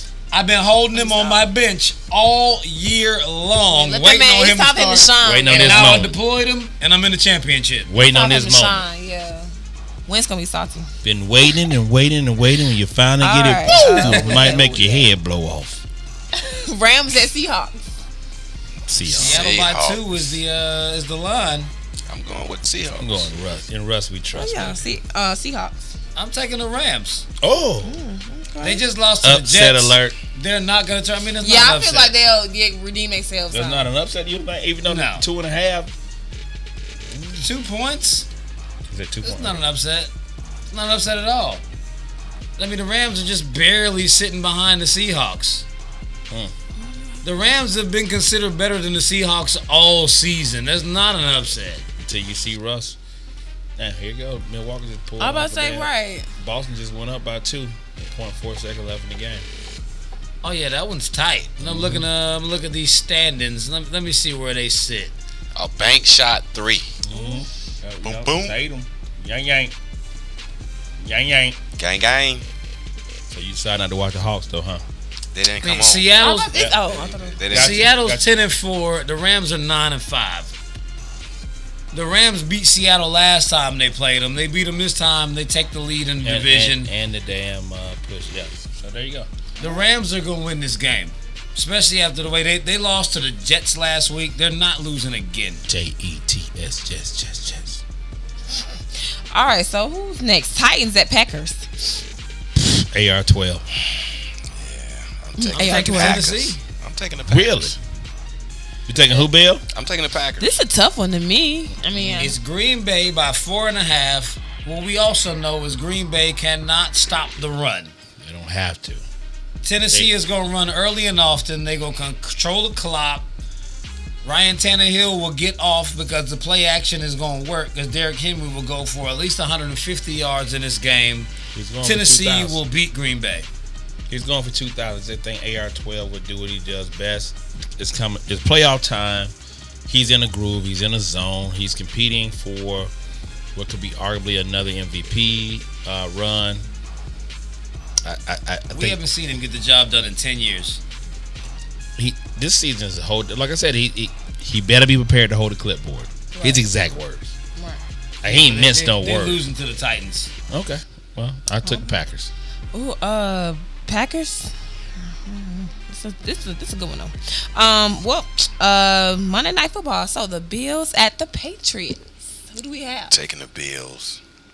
There's Buffalo by 4.5 points. I mean, this is one of those disgusting games. I picked Buffalo to win the game. It's very well easily one that's like, oh, okay, New England going to actually show up and win a game that they weren't supposed to win when they could have made the playoffs if they had played this well. I'm taking Buffalo. Buffalo should win the game. They probably will win the game, but I wouldn't be surprised if New England was to take it. And I'm going to be rooting for my boys, but I'm picking Buffalo. Josh Allen too much. That's the end. Hey, man. Stack your picks up against us. Let us know how you do. Last week I went 11-5. I don't know what Feez went, what Bell went, but this petty sport. Why we have the same record every week. No, you and Bell used to have that. I used to get my ass whooped. 12-4 this week. 12-4. Yeah. Y'all used to have the same record. I'm used to getting my ass whooped. But so here it is. Hey, thank you guys for tuning in. Same petty channel, same petty time. Your boy DB. Have a merry Christmas. Enjoy your time with your family, man, and check on those strong friends of yours, man. We'll see you guys next week. Same petty time. Yeah, it's your boy Famous Feez. Y'all know how to find me. Facebook, Instagram, Twitter, all that good stuff. Make sure y'all enjoy your holidays. Stay safe. Try to practice your social distancing. To be not away from your family, but away from all the rest of these people. Right. Do what you're supposed to do. Enjoy your time. Try not to spend all your money. Make sure you tune in next week to Petty Sports because we're going to have a whole lot more for you on what happened this week. So, just same like we do every week. Appreciate y'all for tuning in. Right. Make sure you come back. Yeah. Do something special next week. Well, thanks for tuning in, everybody. Merry Christmas. I want you all to have a safe and happy holidays. And we love y'all. And thanks for supporting the Petty Sports, the Petty Crew. Thank you. That's right. Happy holidays, everybody. Thank you. I will echo what they just said, man. Without you, no us. Appreciate it. Thank you for everybody that shared the show. If you didn't, you know what I'm saying, quit hating, man. You know what I mean? Give somebody a gift of some of this grassroots, real A-Town flavor sports talk, man. You know what I mean? We interact with everybody live, real time in the chat room. Nobody called into the sports line tonight, but maybe next week. Have a very Merry Christmas. Enjoy your family and loved ones. Be safe. Practice your social distancing guidelines. And don't have no strange men coming down the chimney talking about leaving gifts. You know what I mean? All right, Santa got to practice social distancing too. And safe sex. ATL, ho, and we out. Sex. Yeah. Tune in to No Name the Podcast. We're going to break down this whole nativity scene and find out was Virgin Mary really a virgin. Silly sermon. No name out the door. And the Hawks win by 32. And the end of the third quarter, they up by 32. I think that's going to